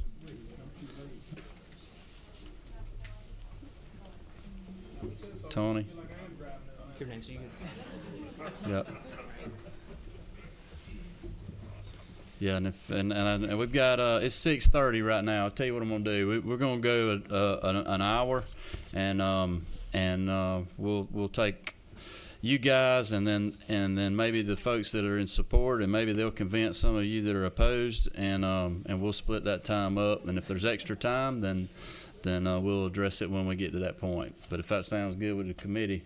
Can we have supper brought in? Yeah, we may need supper brought in. I hope we can get through before then. 5 minutes, 2-minute recess, 2 minutes for bathroom break. Yeah, that'll work. All right, y'all go ahead. Okay. So thank you so much to the committee and the author of the bill and everything that's been done here tonight. We certainly appreciate you all hearing us. I'm actually here to speak on Section 13, which is the hand count of the paper ballots once they're removed. What page is that? Can you go by page number rather So than I have page 20, but it did change today after I printed this. So I'm not entirely sure for the new. 13, that's going to be 18. Page 18. Okay, great. So I do understand that there are many concerns about the ballots, the chain of custody, once they're physically, or them being physically removed from the scanner itself, and then the hand count at precincts. So it is not that we are opposed to all of this. It's just that procedurally we have concerns about the way this is written. And I do think there are some things that could change and some things that did change today that need to be addressed in the bill. Yes, sir. Let's let her identify herself and who she is and what she does. I'm not sure that. I did not do that, so I do apologize. My name is Rebecca Anglin, and I'm the election director in Greene County. Okay. Yes, thank you. I apologize for that. So again, I do think that there are concerns that you all may have or that the general public may have about how the ballots are being handled and the hand count of paper ballots. That being done at a precinct level does raise concerns on our end as well. So we do want to take that into consideration, and we do think that there are things that can be done to meet in the middle, so to speak. And I'm just speaking to you from the heart today and letting you all know that when we do this at precinct level, and this was mentioned earlier, I think it was raised, I don't know which one of you raised this, but when this is done at precinct level and we do have ballots, sitting out in the open. You've got people in a precinct. You've got poll watchers, which is important. You've got general public that could still be in there just observing and watching things. We want full control of those ballots at all time. We want them locked and sealed and brought back to our office as quickly as possible. Counting those at a precinct level, we can get into things that we don't want to get into. We don't want ballots left at precincts on election night. We do not want things unaccounted for on election night. There is a way to do this, and there is a way to securely do this back at our office. So we hope that y'all will take those things into consideration. We also do not want to slow down reporting. We have mandated times that we have to have things into the state by. My constituents did a wonderful job, myself did a wonderful job this last year in elections and having things reported and reported on time, and we do not want to see that process slowed down by people staying at a precinct and hand counting ballots on election night. I can go into statistically ages of poll workers, the time poll workers spend at precincts. I know that doesn't interest everybody. For my county, the average age of a poll worker is 66 years old. Most of my poll workers are in their 70s. They do a fabulous job, but they're also there for 15 hours. So once we get into 15, 17, 18 hours, we don't even require that of our law enforcement or doctors or nurses. Our brains get tired, and that's a very normal, natural thing. So we're just saying we need to make a compromise and we need to change some of the wording in this. I think there is a means to an end for this where we can all say, hey, this is a good place we need to land. I just don't think we're quite there yet. So we certainly think y'all, we want to make sure that we're not putting procedural things that we cannot execute. And in this last writing of the bill that just dropped today, when there's words like chief manager and poll manager, that's the same person for every single precinct at my county. So I don't know how we could have that person driving back a memory card and results when that person is supposed to be there overseeing the hand count with two other people counting ballots. It's the same person. So are they supposed to drive the results into me and then they leave and they go back to the precinct for further hours of hand counting ballots? I'm just not sure how that would play out in the whole scheme of things. So I certainly thank y'all for hearing me this evening, and if you have any questions, I'm happy to answer those. Do have one here. How many precincts do you have? I have 4, so I'm a very blessed county.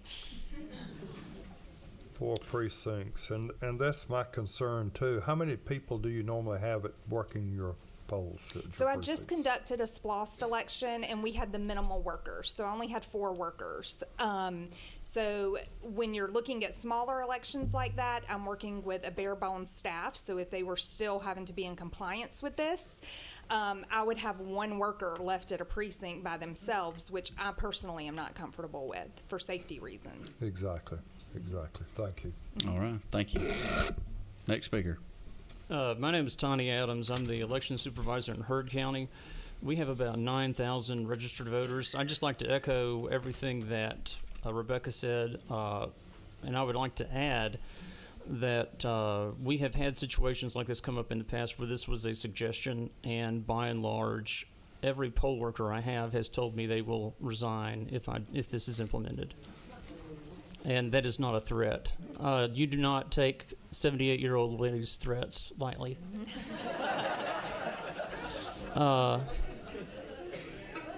Especially when she's been doing elections for since the 70s.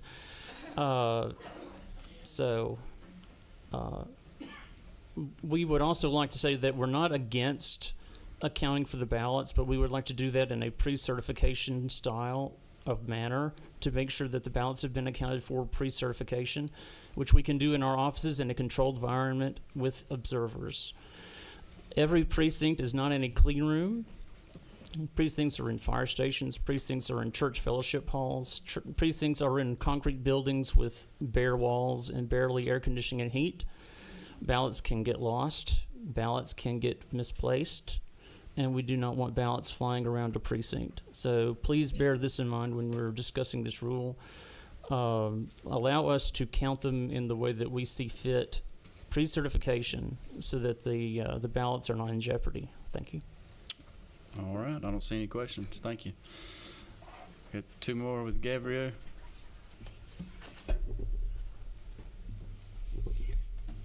Say your name and where you're from, please. Whoever wants to go first. Ladies first. Oh, yeah. Thank you. My name is Nancy Boren. I'm the Elections Director in Muskogee County, Georgia, where I have served for over 29 years in that position. First, let me thank the chair, the committee, and the author of the bill for the opportunity to have open discussion and open comment.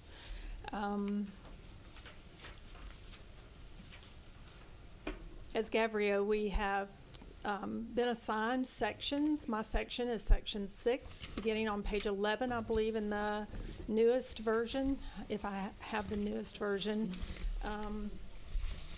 Give you a few moments. I'm most concerned about the proposed deadline proposed timeline that gives the SEB 60 days to hear the appeal and then 30 days to issue an opinion, which could significantly delay resolution. If an election is ongoing and a voter challenge is upheld by the registrar but then later overturned by the SEB, the voter's right to cast a ballot may have already been denied. This places elections officials in an awkward position and subjects us to a potential reversal of the decision and possible litigation. If the executive director's position of the SEB is vacant, how would someone file their necessary paperwork? The provision regarding service, and I believe this has already been discussed earlier by committee members. The provision regarding service is vague. Is it personal service, sheriff's service, mail, electronic, verbal, or how? We need clear direction as elections officials. And that's the end of my comments. Y'all have addressed everything else, so if you have any questions, I'd be happy to take them. All right. You go ahead and speak, and then I may have some questions here. How about that? Sure thing. My name is Noah Beck. I am the Elections Director for Polk County, Georgia. I am blessed to be here today as a constituent of member Anna Vitarde. I appreciate the work that this committee, Chairman Watson, and the authors of the bill have done to get it to where it is now. Like Ms. Boren said here, we've kind of focused in on specific sections to hopefully be more concise in our efforts to have some sections reviewed right. I'm specifically talking about section 14 starting on page 20. There are, of course, other concerns in the bill, but luckily for me and for y'all, I have an issue with semantics here, kind of in the tune of what Rebecca from Greene County was talking about, right, where we have definitions, right, or processes that aren't properly described or don't match reality or what's happening on the ground in election administration. And that is, as far as like legal definitions go and things like that, there's concerns like in, I believe it's line 508 at the top of section 14 that addresses canvassing and computation when you want what is being described as a statement of votes cast report, which we know what is. The public may not, and that's fine to describe it that way, but to say that we provide that after canvassing and computation would imply that we provide that form to you 3 days later. Canvassing and computation happens all throughout during the process in which we can and will scan and count votes, right? We talked about UOCAVA a lot today here at the committee meeting. Those ballots are part of that canvassing and computation process. You don't want this report to be published after canvassing and computation. What you're looking for is an election night report, probably after the final unofficial and incomplete results are tallied and we can produce an accurate statement of votes cast, right? So that is really one of the main concerns that we're looking at as a matter of semantics that we would hope to see a change in, so we're not accidentally codifying something that doesn't match election administration on the ground. Additionally, there's another concern closer to the bottom where we feel like we're missing some languages or language to account for counties that maybe might not have on-call staff that'll edit their website for them. I know this seems like a small portion of just housekeeping in a bill like this, but for a county, Polk County size, in the just below the 50,000 population range, we worry about the resources to have additional staff on site during the night of election night. It's a long day.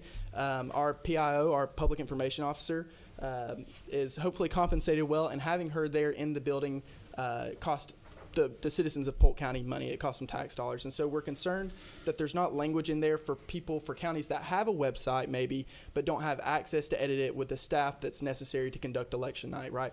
So we're asking that an additional line be added somewhere in the 520 range to include an exemption for counties that have a county website but may not be able to access it, that they also publish their statement of votes cast publicly there in the building, and then follow up with a publication on the county website the following day, the following business day, or the Wednesday that they're in the office.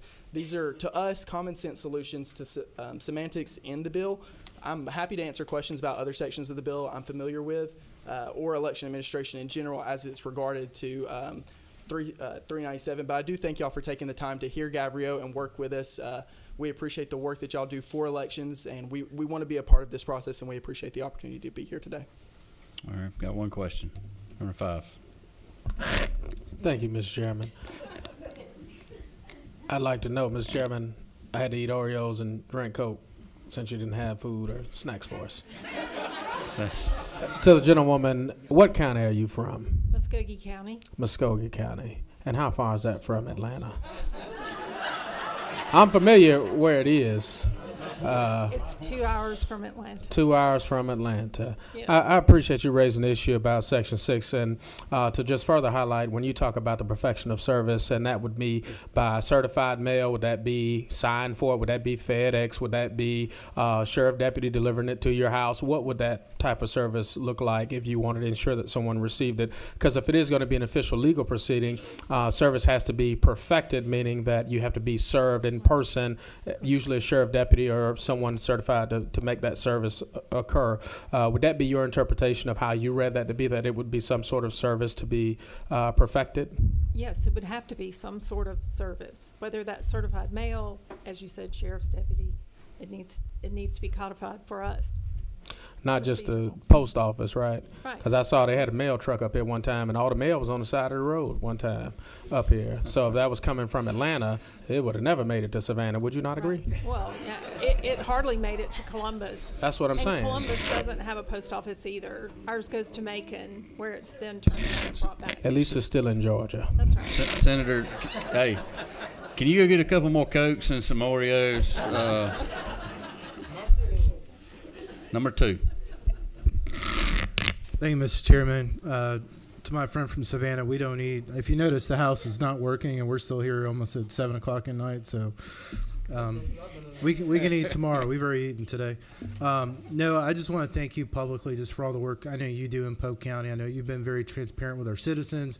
Everything from what happens on election day, election night, post-election auditing and inviting in the public to see your processes and everything you do.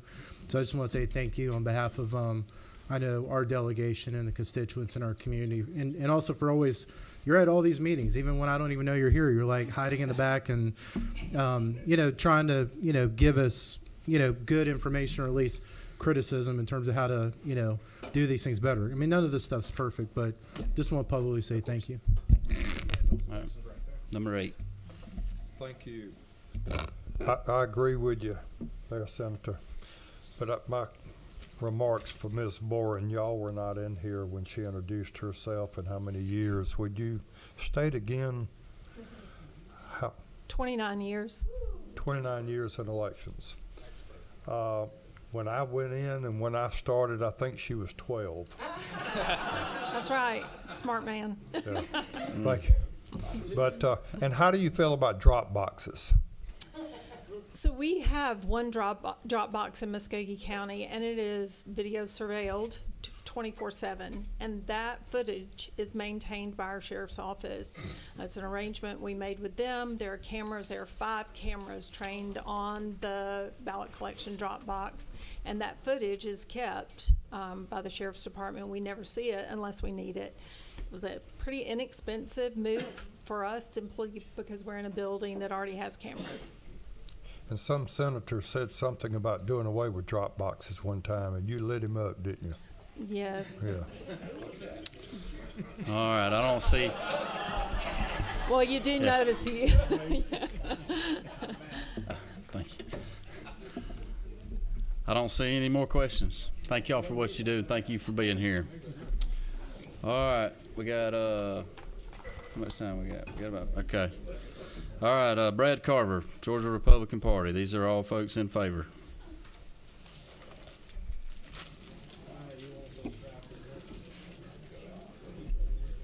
Thank you, Mr. Chairman, members of the committee. Brad Carver on behalf of the Georgia Republican Party. We want to commend again all of your hard work since Senate Bill 202. And again, as I said, we learn in every election, and there's a lot of good things in this bill. We support it. We want to commend the authors of the bill and this committee. I did want to note to you 4 unique changes that we think would better this bill. This came up earlier from Chairman Burns's question. Section 4, we have offered language to conform that to the NVRA. So the important thing is after the words cancel, it should be cancel and remove the elector from the official list of eligible voters of the previous voter registration address. That is in this 155 to the committee. To the yes, I'm sorry, to the committee, the sponsors of the bill. And then section 5, the first change would be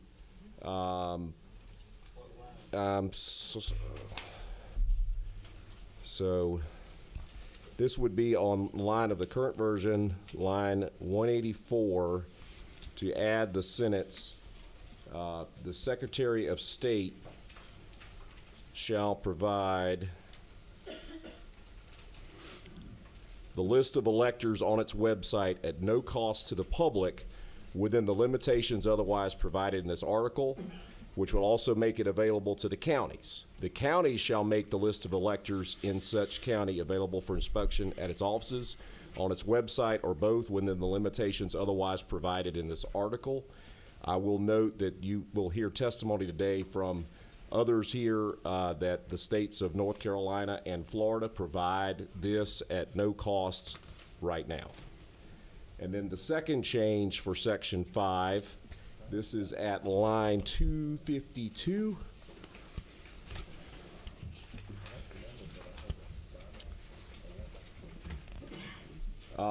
This would be before the state election board shall provide the report.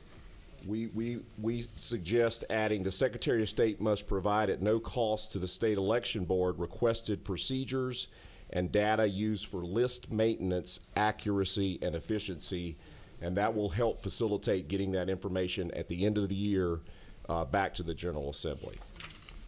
And then finally, in section 10, that will be in 4E, and there's multiple points here. We are adding by precinct, and so this is this rule originated with former Senator Rick Jeffries, who is the Senate's appointee to the state election board. This was the rule he presented to the state election board, and we believe this captures his intent for that data to be provided by precinct, both in the early voting period and in the election day period. And that data is certainly helpful to everybody. We're just clarifying that it should be by precinct. What sentence is that? So it would be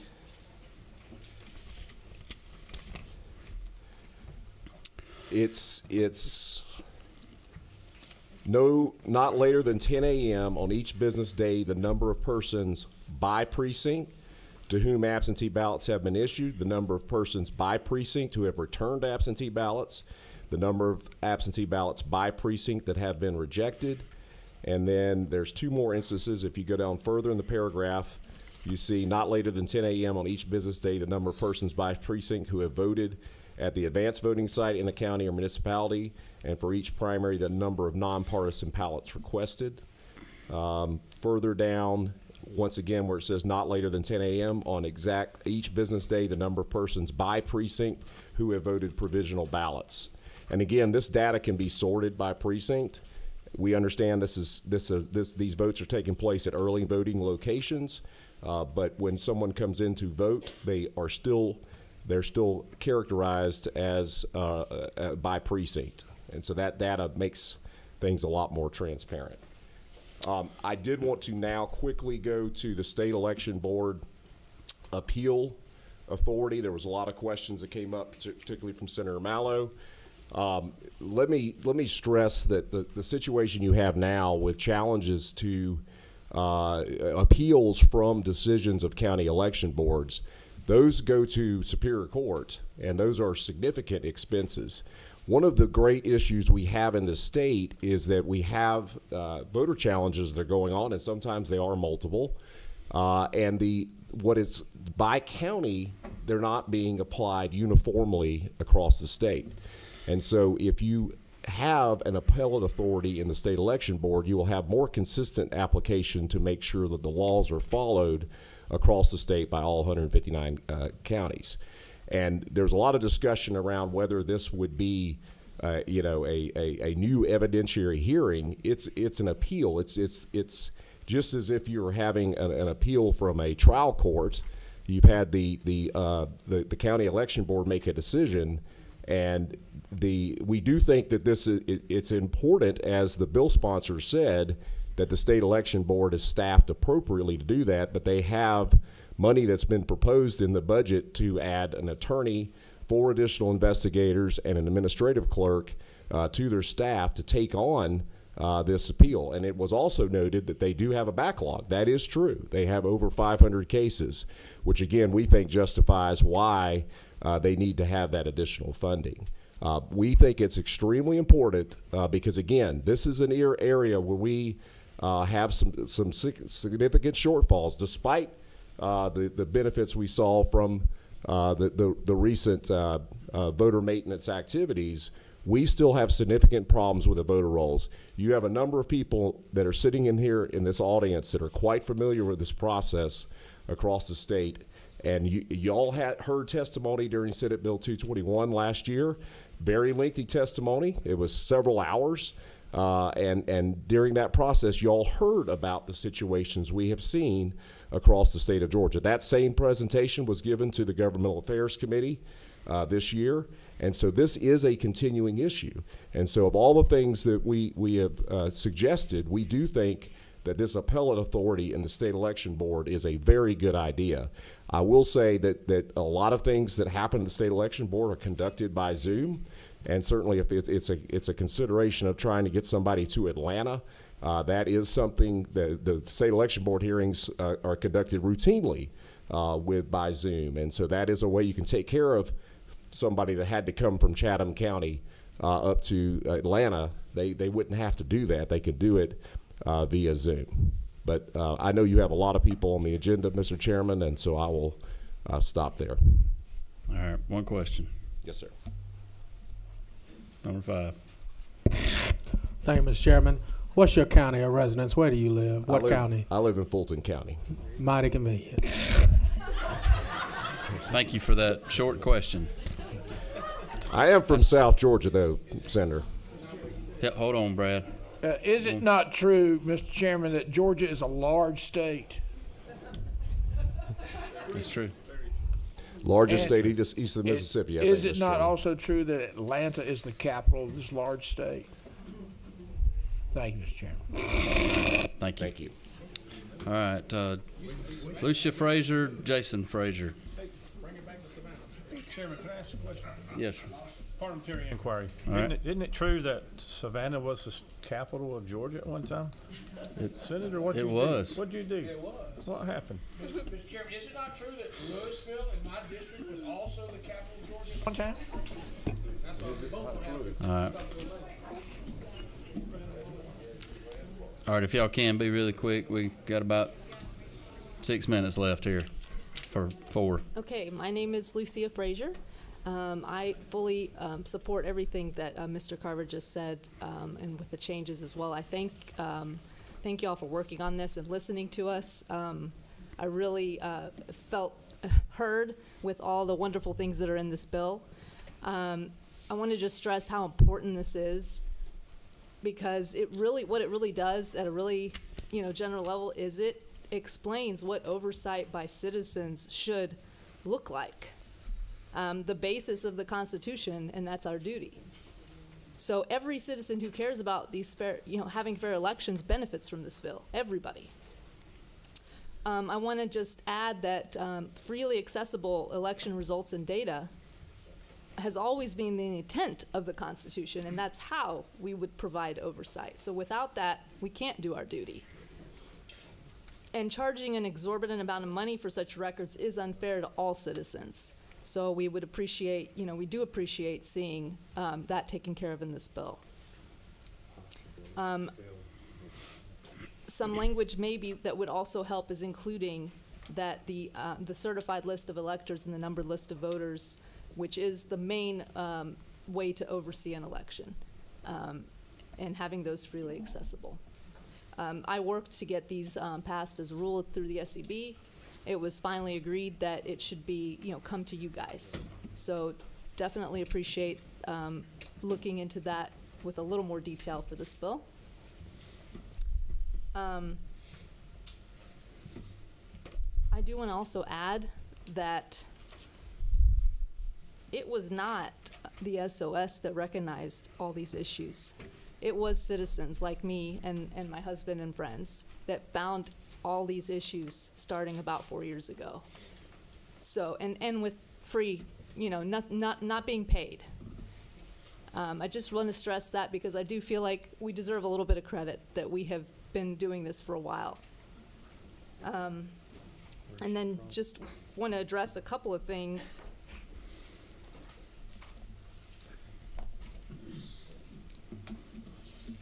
That the counting of the ballots that people are worried about out in the open, that was done in the past. And I've worked a lot of elections, and I've worked with a lot of amazing people, and the integrity of people working the elections is really high. People are very proud to be there and very wanting to do the right thing. So I would say we don't need to worry so much about our workers. I think we'll do the right thing, and we'll find, people will want to work. And I will say also that before the machines were brought in, when I asked a worker that had been doing this for a long time, and when those machines were coming in and she had to teach people how to do that, she said they were pulling their hair out. They had a really hard time with that. So I know there's a way to go back to, counting on the paper, so. All right. And state your name and where you're from, please. Yes, Jason Frazier, and I live in Fulton County. We all make mistakes, but it's close. All right. Be brief if you can, yes, please. I'll try to be brief. First off, I'd like to echo what Mr. Carver stated and Lucia. There are several states that do have free voter rolls, Florida being one of them. They mail me a CD every month. It just shows up in my mailbox. I ask once a year. It just shows up. North Carolina, you can go on their website, download it whenever you feel like it. Same with Ohio. Washington, D.C., believe it or not, you just file an open record request and they put it in your email. Easy. And no charge whatsoever. So Washington can do something right. As far as Lucia was saying on the numbered list of voter, I would like to enter into the record that I've been trying to get the numbered list of voters for this last election, November 2024 general, since the election, and they've been kicking the can down the road, and I still don't have it. I called them again today. They promised I'd have it on February 13th, and it still does not exist. So we would like to have that. We still don't have it for 2020, and I'd like it to be a little quicker this time. Gotcha. So that is a document that should exist. I would also like to say that having an interstate agreement with Florida would be critical to cleaning the voter rolls. I can show you a list of 30,000 people that are double registered in both Florida and Georgia today. So having that agreement would greatly help.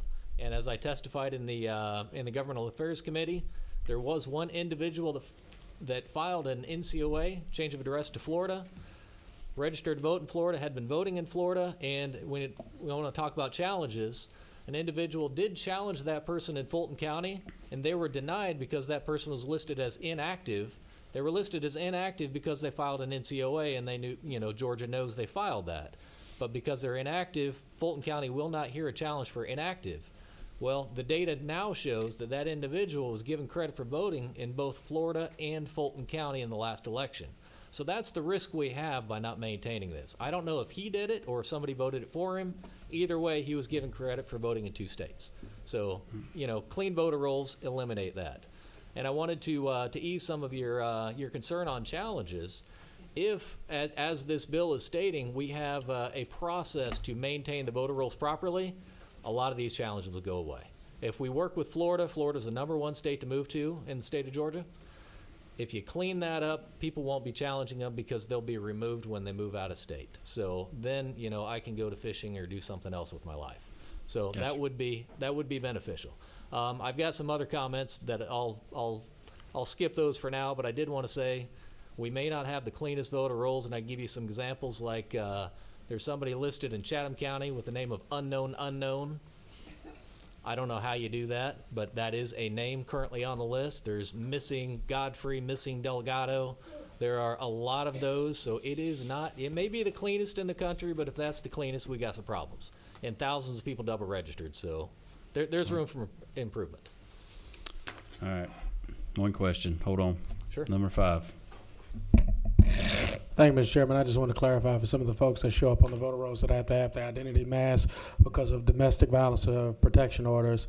You wouldn't necessarily see their information on the voter roll because they may have a threat of violence against them and have had to have their information masked ordered by a court. So that's important to know when you see those things. And while we may want them to be available to the public, there are people who do use that information and try to secure those voter rolls to go and seek harm against those individuals. Many women have died for that very same thing, using post office and change of address if they got access to that information to hurt the individual. Now, I just want to be sensitive to that. All right. Thank you. Thank you all for being here. All right. We got 5 left in favor. I'm going to give you a minute apiece because we're over our time limit. So next up, we've got, let's see, Charlene Alexander. Yes, you are. No, ma'am. Sit down, please. We haven't got to you yet. Charlene Alexander.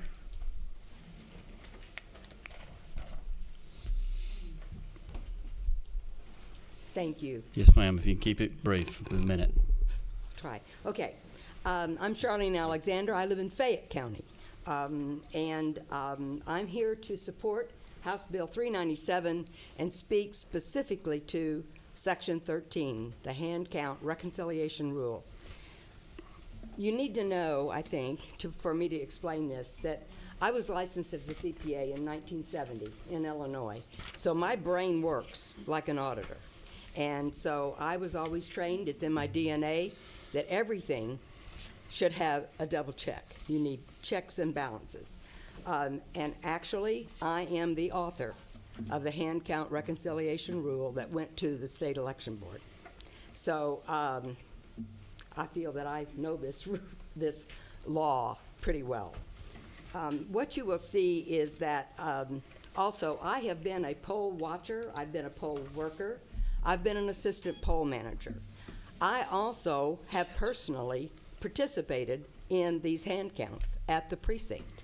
So when this stopped in October 2021 for a lot of the counties, it bothered me because I didn't see that there was any way that we could double check that what the counter said or the tabulation tape said agreed with the number of ballots that we were pulling out.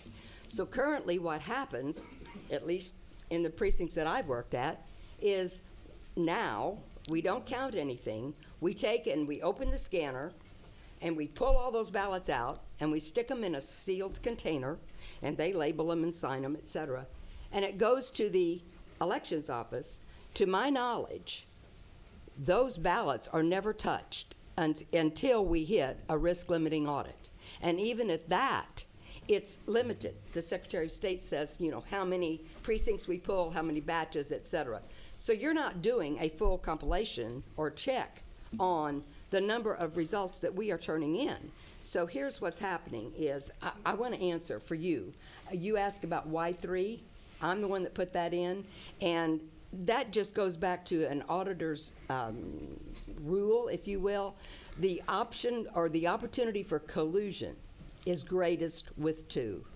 So if you go to 3, the odds of collusion happening on anything goes significantly down. You don't really have to consider that in most cases. That's why it's 3, okay? I just wanted to answer that for you. All right. So Can you hurry up, please? okay, sure.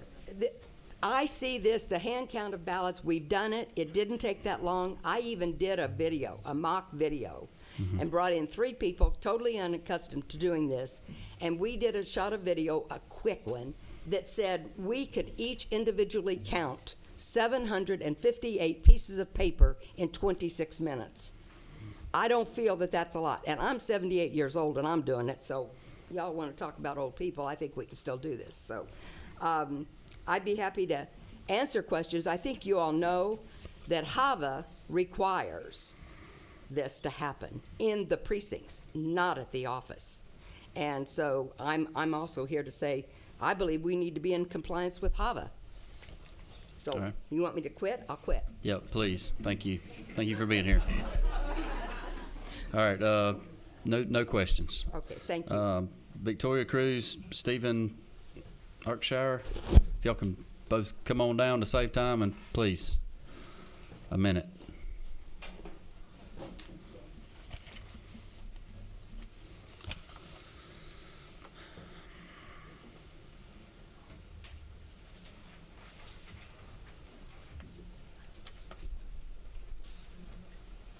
Go ahead. All right. My name is Victoria Cruz, and I live in Athens, Oconee County. I am here to address the issues with Eric. I thought this was going to be a straightforward thing. It's pretty well known that Eric does share information, private information, with other entities, which are nonprofits, and they also have memorandums of understanding where you can't share what they do with that information. And one of those organizations that they share it with is CEIR, also formed by David Becker, who is the founder of ERIC. And CEIR, along with CTCL, received millions of dollars of Zuckerbuck funds, received 70 million. CAR received 70 million. And they distributed the most amounts to the top 10. 7 of those top 10 were ERIC members. So they influenced the election, and there's no accounting, because it's a nonprofit, of what they did with that money. Georgia was number 4 on that list. Okay. So they share the information of minors, because they get information from social services people and your, before you get your driver's license, your permit, and these people are contacted. Their information is sent everywhere, and they're contacted by text message by nonprofits that we don't know who they are. All right. Good So, deal. Thank you. Whether Appreciate it. whether we have registration happening or not, they're being harvested, data mined. All right. Stephen. I'm Stephen Elshire from Athens, Oconee County. In support of this bill. ERIC is effectively a one-way voter registration system, like a gate valve that doesn't go 2 ways.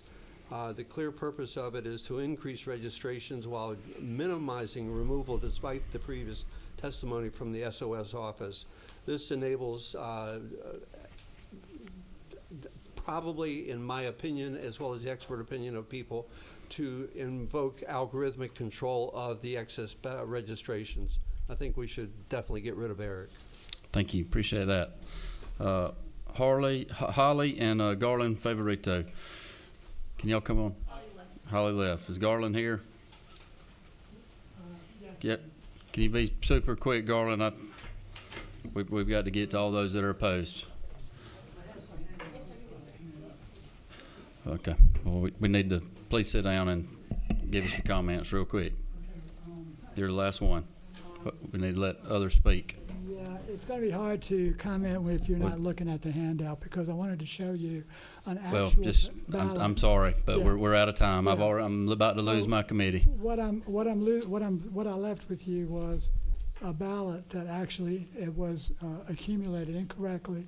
The QR code said one candidate, and the ballot actually said another. That's a real ballot from DeKalb 2022 election. Shows you that the system, the audit that I heard Secretary of State's office talk about is just not correct. Just a couple of things I wanted to point out. I know Senator Estevez has left. We currently have several cases that have been in Superior Court for years. That is not an alternative to a state election board appeal. That appeal is very much better off, a better route for anybody who's challenged. I also mentioned the appeals can be conducted by Zoom. State election board uses Zoom all the time, so Senator Mall, you don't have to even use I-16. You can just use Zoom if you ever needed to. There is no federal authority for a 3-day UOCAVA grace period. I think we talked about that. And then I appreciate the Secretary's comments from the Cruzes in regards to state election board. The last thing I wanted to mention, I'll just share with you, Senator Burns offline, but the cost of doing the BOD upgrade is only $2 million, and that could be included in this bill. All right, thank you. Now we're on to opposed. Michael Beach. Please be brief. Okay, thank you. Thank you so much, Chair Watson, committee members. I'm Michael Beach, Assistant Poll Manager from DeKalb County, so I'm close, sorry. Or actually, I'm glad. I just want to talk to you a little bit about procedure. Please, why am I having to find this through all these other people? You're not posting copies so I as a public citizen can read this, and you're not posting agendas on time. Please, best practice says, let us see this stuff ahead of time. That's not good representation. I will say about this bill, this is basically voter suppression at its finest, and it's come forward. What I really feel much better about is that we had the SOS here and Gavi speaking beforehand. Please listen to them and what they see needing changed here. Counting ballots, I'll just say, the only thing I'll say is we've counted ballots in DeKalb County as well, and we were still counting them. You're right, it takes some time, we can do it. But what we found every time is it's all about human error. How many times can those 3 people count it? And eventually what happens, it's the same as the scanner. It doesn't add value. So just be thinking about that when we start to layer things on. This is about conspiracy theories and about insecure elections and pandering to that. And we will never satisfy it. There will always be something else that will come down the line. It'll be about the video in the room with the drop boxes, et cetera, et cetera. And I don't think that helps anybody long term. It only emboldens people to keep asking for more. There's no data to show that this is happening. Show it to me if there is. This will decrease voter roll integrity, make it more challenging for Georgians of all political parties. We, the people, need this to stop. I encourage every fairness-loving Georgian to stand up and fight for their rights by defeating HB 397. Thank you. All right, thank you. Cindy Battles and Lana Goita Pez. I'm butchering that up pretty bad, but if y'all just come on down where you're already sitting here and you can go to the next. And please be brief. Okay, I just handed your aide a copy of my testimony so that I can, y'all can look at that later or look at it now and ask questions if you have them. I will hit a few points for brevity and then pass it to Lana. First of all, Section 2, lines 42 through 47, moving the state election board from the Secretary of State's office to the state accounting office, organizationally doesn't make sense. If you're a business owner or a manager, you know that these two being connected, it's kind of important considering what they do and considering what you want the state election board to do in Section 2.1. Where you want them to, I also, there's like a list of things that administratively they do, so hopefully I've made that point. Section 2.1, you're not only talking about the fact that it would be disorganized, you're talking about security issues. Section 5, lines 245 through 253, the state election board does not actually maintain the voter registration list or voter registration, and if they're not administratively attached to the SOS, this section doesn't actually make sense, and recommendations should come from the election supervisors, etc. Really quick, going back to section 4, lines 151 through 155, to cancel their voter registration and comply with the NVRA, you're going to have the registrar or whoever's taking that ask them for permission to cancel that, or it's going to need to be on the form. There's going to need to be some sort of disclaimer. You can't just say, if you do this, then they are agreeing that this is going to happen.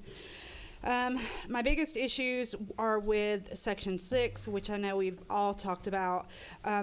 I'm not going to hit all of that. I would ask y'all to look at all of this. I think that the sponsors have acknowledged that this section needs a lot of work, but you don't talk about what the nature of the appeal is going to look like, why in the world the voters should be forced before the state election board in Atlanta, what their all of a sudden words, subpoena powers are, what's going to happen since they're going to take longer than 90 days, what happens to if the voter doesn't get to vote, and then does this bill give the board access to voter information that they would not normally have access to as appointees? Who is gathering the evidence and the information for an opinion and writing the opinion? Would that be done under the state accounting office? And finally, going back to the Fulton County issue, this body did a very in-depth study about the overcrowding in Fulton County jails and found that part of the reason that was happening was the backlog of cases that Fulton County has. I have been subpoenaed for next week in a murder trial that happened in April of 2020. That is the backlog. So if they are in charge of this as well, what's going to happen to the folks who are in jail? All right, thank you. Lana? Thank you.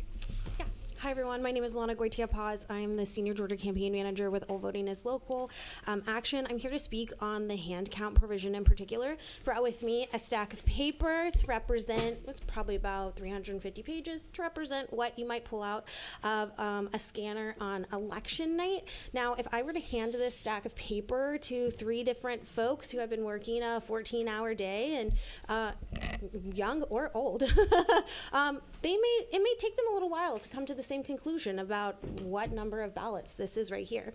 And I say this from speaking from experience of observing multiple hand counts in different counties. For example, one of the hand counts that I observed in Hall County, it took 3 different tries of counting the same stack of ballots for them to come, for the 2 counters to come to the same number. The reason for this is because it was close to lunchtime and they were hungry and they were getting tired, and humans are not good at doing the same repetitive task over and over. So mistakes are normal, and this, that sort of counting being a holdup on election night and holding up results is something that we have a really, really big concern about, because Georgia, the last election did a great job of getting results out in a really efficient manner. I want to remind this committee that we already have a process in place to audit our elections that has been found to be accurate every single time, and those are our risk-limiting audits. Risk-limiting audits happen more than ever in Georgia. After every federal election, they are a much more efficient process than hand counting every single ballot, and I just really recommend that this committee look more into the risk-limiting audit process and understand that is a really effective way to audit our election results, and it's something that y'all have already passed in this legislative body. So thank you for your time. Marissa Powell and Pam Woodley. Please be brief. I will. And I can be, because everyone else has talked so Yes. eloquently about the hand counting.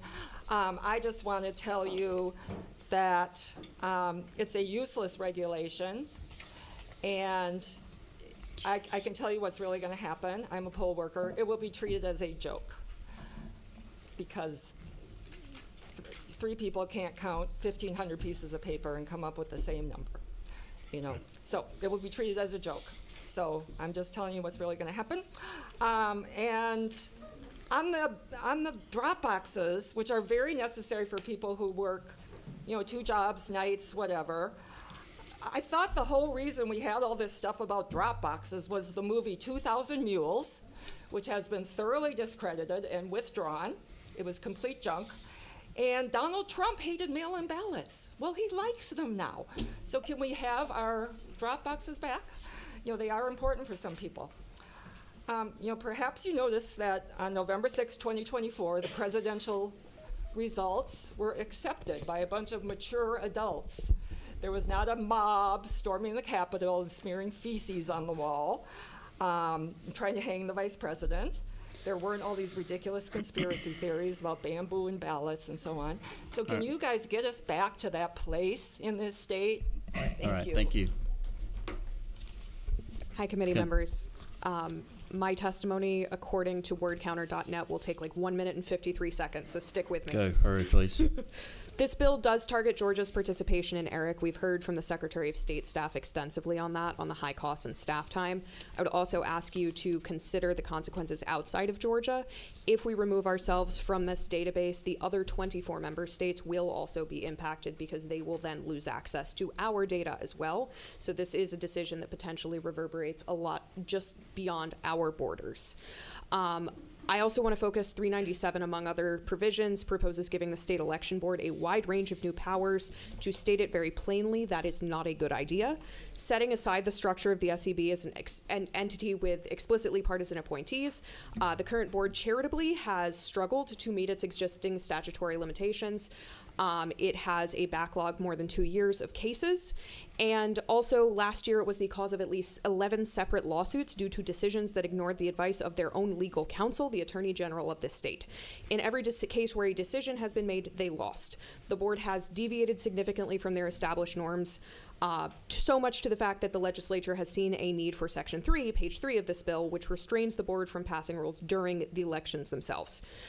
This is the same board that on page 11, Section 6, we would give wide power over voters' eligibility and undermine the decisions of county election officials. And finally, HB 397 also proposes requisitioning a report from the board over list maintenance when voter registration. There are no requirements that any members of the state election board have expertise in elections or have a law degree. Indeed, there is only one of them who currently has a law degree right now. What expertise, what value add would this report provide? This is something that should come from expert entities because the stakes are voters' ability to participate. The committee substitute needs some work. We look forward to hearing what it is. Let's Thank eat you. dinner. All right, Janet Grant, Marla Tepper. Please come on down. Be ready to go. Chair Watson Please. and members of the committee, I'm Janet Grant. I'm a resident of DeKalb County, and I have served as a poll worker for the last 6 years, and now I'm an area poll manager responsible for 12 precincts. I'm going to skip down and talk about the hand counting that I'm very concerned about, and I know you've heard from others. So this requirement for 3 poll workers to count physical ballots at closing and reconcile to the recap sheet totals. So in DeKalb County, as you heard earlier, we did do this counting for a number of years. We've stopped it, but we were doing it. And there were often issues with consistency between the 3 counters and the tallies on the recaps for poll pads, the ICX machines, and the scanners. But all of those proved to be due to error in the human count by poll workers that have already worked 14 hours that day. And the machine counts have always proved to be correct. There was a comment yesterday that this counting was done in someone's county and that it, quote, worked great. The bigger question is, was there any value at all to it? As the Secretary of State stated in the 2022 memo to the counties, this takes 3 poll workers away from the tasks necessary to efficiently close the poll, prolongs the transport of the ballots, and results to the county election office. And as you heard, I think from one of the directors as well, sealing the ballots immediately in a transport carrier at closing is much safer than spreading out ballots on tables for a counting process that could take hours in larger precincts. And I'll leave it at that. All right, thank you. Thank you. My name is Marla Tepper. I'm a resident of Decatur, and I'm a poll worker and also a grandmother who cherishes democracy. I'd like to speak to a few limited points that have been addressed by some of my colleagues and some of you on the panel here today. First, there is no testimony that convinced me, and I hope hasn't convinced you, that ERIC is the system that we should dispense with. The Secretary of State endorsed that system and also spoke to their connections to other members of the system and also the reliability of that system. There is no reason to replace it. We heard today testimony about resorting, and it's in the bill, to have the SEB be the tribunal for hearing appeals. I believe in the court system. The court system is the one that should hear these appeals, not the partisan SEB. One of the people testifying in favor of that provision stated that one of the goals is to achieve uniformity in the appeals. That's not the goal of an appeal. The goal of an appeal is to achieve justice, not uniformity that is partisan and unfair to the litigants. As for some of the other points, we are dispensing with the rights of people to vote when we impose limitations or further requirements for immigrants, for showing ID. Those protections are already in place, and we should not add others to them. And as for hand counting, I agree with all of the points that have been made by those opposed to it. All right, Thank you. thank you. Elizabeth Hendrickson and Kevin, can't read your last name here, Kevin. Sorry about that. Please be brief. I will be. My name is Elizabeth Hendrickson. I'm from Cobb County. I would like to just add my concerns about the hand count as well as the partisan SEB being the appeals for any of these registration challenges. And I would encourage you to listen to all of the elections officials, the professionals in this business who have shared their concerns and their suggestions. They obviously want the best process and they know how to get it. Thank you so much. Thank you so much. All right, Kevin. Thank you, Mr. Chairman, members of the committee. My name is Kevin Olasanoye. I'm the executive director of the the Democratic Party of Georgia. I think it's really important that you all consider the context in which you are considering this legislation, not just the context of it. And I thought I would highlight a few things with my time. As you all are aware, in October of last year, the State Elections Board passed a number of rules that were adjudged to be illegal by the judiciary. So much so, as someone mentioned earlier, that there are provisions in this bill that would require or take the rulemaking authority away from the SEB during certain times of the year. I think that's important because we are now here talking about proposed pieces of law that came from that same body over the course of that time frame. And the crux of the place that I think we find ourselves in, Mr. Chairman and members of the committee, is that we are about to do something that Georgians are telling us repeatedly they don't want to see.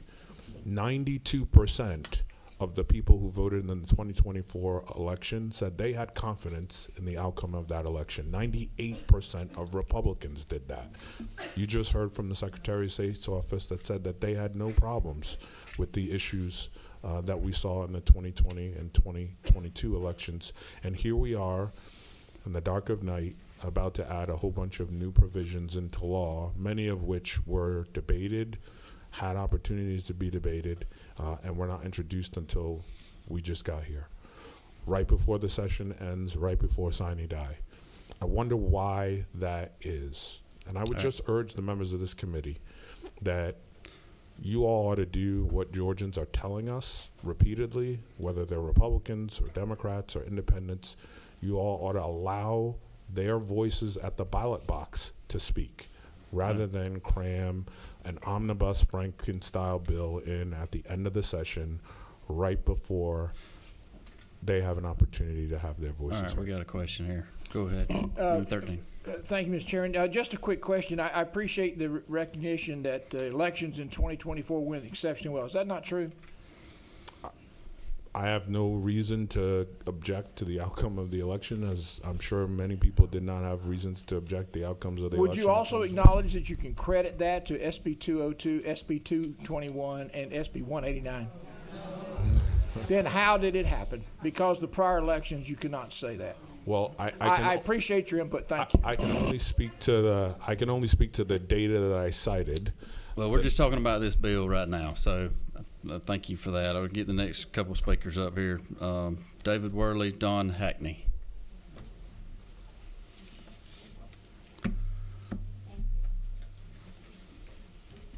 Please be brief. I'll be briefer than Mr. Carver was. Thank you. My name is David Worley. I live in Peachtree City. For 17 years, I was a member of the Georgia State Election Board, the longest service of any member in the history of the board. I'd like to make 2 points. First, removing Georgia from the Electronic Registration Information Center would be a terrible mistake. Just look at the front page of yesterday's newspaper. Georgia is about to remove 455,000 voters from its rolls. More than half of those voters were identified by ERIC. If you're going to continue to remove hundreds of thousands of voters from the rolls, then you owe it to all voters to use the most accurate and most efficient system possible. If you really care about election integrity, why would you remove what your Secretary of State, our Secretary of State, has called the best tool available?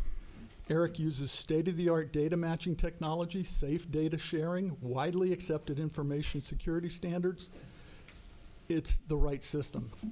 Don't ignore the very substantial costs of leaving ERIC. Georgia would have to negotiate separate agreements one by one with 24 states to replace it.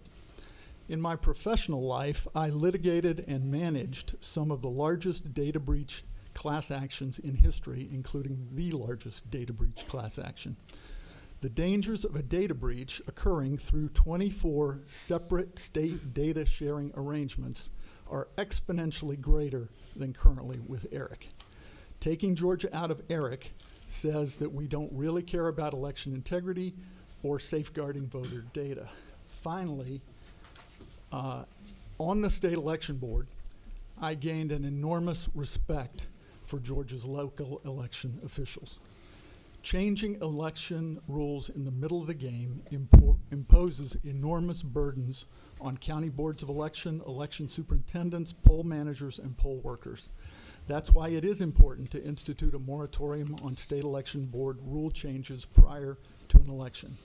But 60 days, as proposed in this bill, is just not enough time to allow those officials to adapt to the new rule changes. At that point, the election is really already underway. Ballots have been designed. UOCAVA ballots are being sent out. Training of poll workers is underway. It would be much better to extend that time to at least 90 days. Thank you. All right, thank you. I'm Don Hackney. I'm a retired Atlanta attorney. Section 6 of this bill makes a drastic change in the way we handle voter challenges. Let me begin by noting that voter challengers are often unreliable, frequently fail to comply with federal law, intimidate voters, and are a constant nightmare for our county election boards.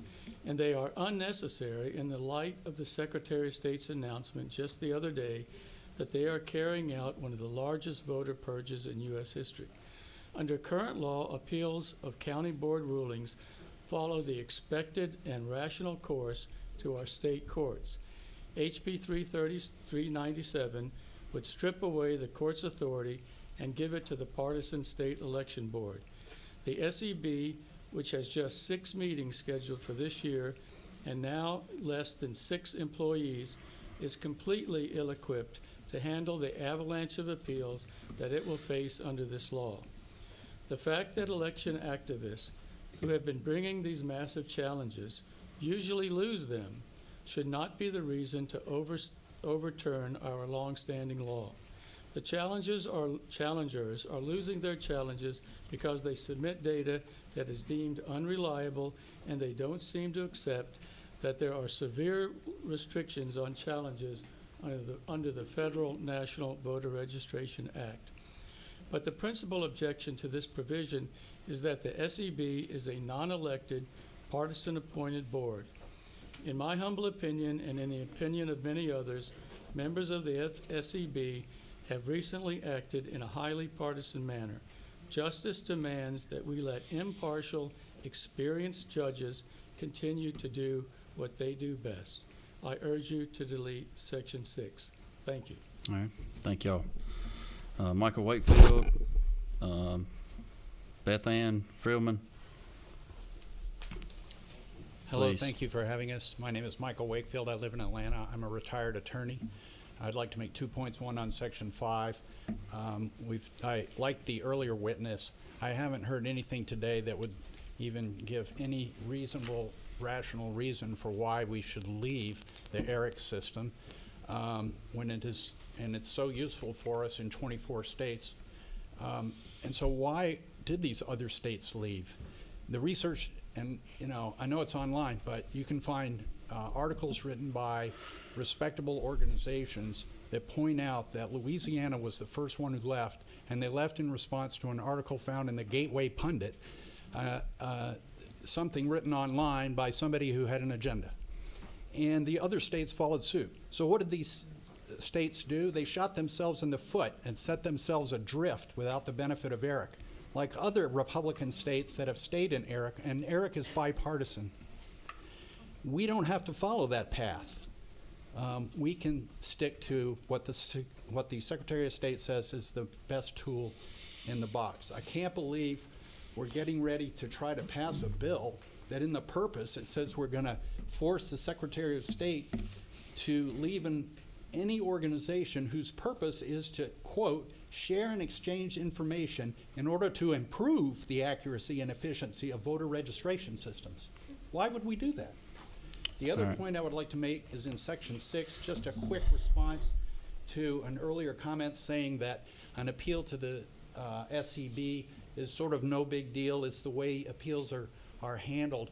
I spent 24 years as a staff attorney on the Georgia Court of Appeals, and when I read this section, I don't think it's as complete as it needs to be if it's going to remain this way, but it appears to be a de novo review. It says the parties and registrars shall have an opportunity to present evidence and be heard by such board. And so that brings with it all kinds of procedures, including, I believe, the Administrative Procedures Act. And so this is not Appreciate it. a quickie appeal. All right, Beth Ann. Yes. Please. I agree with most of the comments in opposition, so I won't repeat them. Couple of points. After the actions of the State Election Board in the 2024 election, where they exceeded their authority, tried to create laws, did things that were illegal both in the state of Georgia and against federal law, to expand their authority at this point makes no sense at all. The second is 60 days. So I am from DeKalb County. There are 500,000 voters in DeKalb County. There are over 800,000 voters in Fulton County. A law that would change the way early voting happened, let's say, or had to change the design of an absentee ballot is impossible to implement in the time frame that you're looking at. There are thousands and thousands of poll workers that might have to be retrained. So 90 days at a minimum, and we can't count on the SEB to do these things in a common sense manner. It has to be in the code that restricts their ability to change the laws within a set period of time, and 60 days is not enough time. You can't bring that many poll workers in. All right, thank you. Betsy Shackelford and Kyle Gomez, Lynn Weber. Can't read your handwriting, Kyle. Betsy's gone.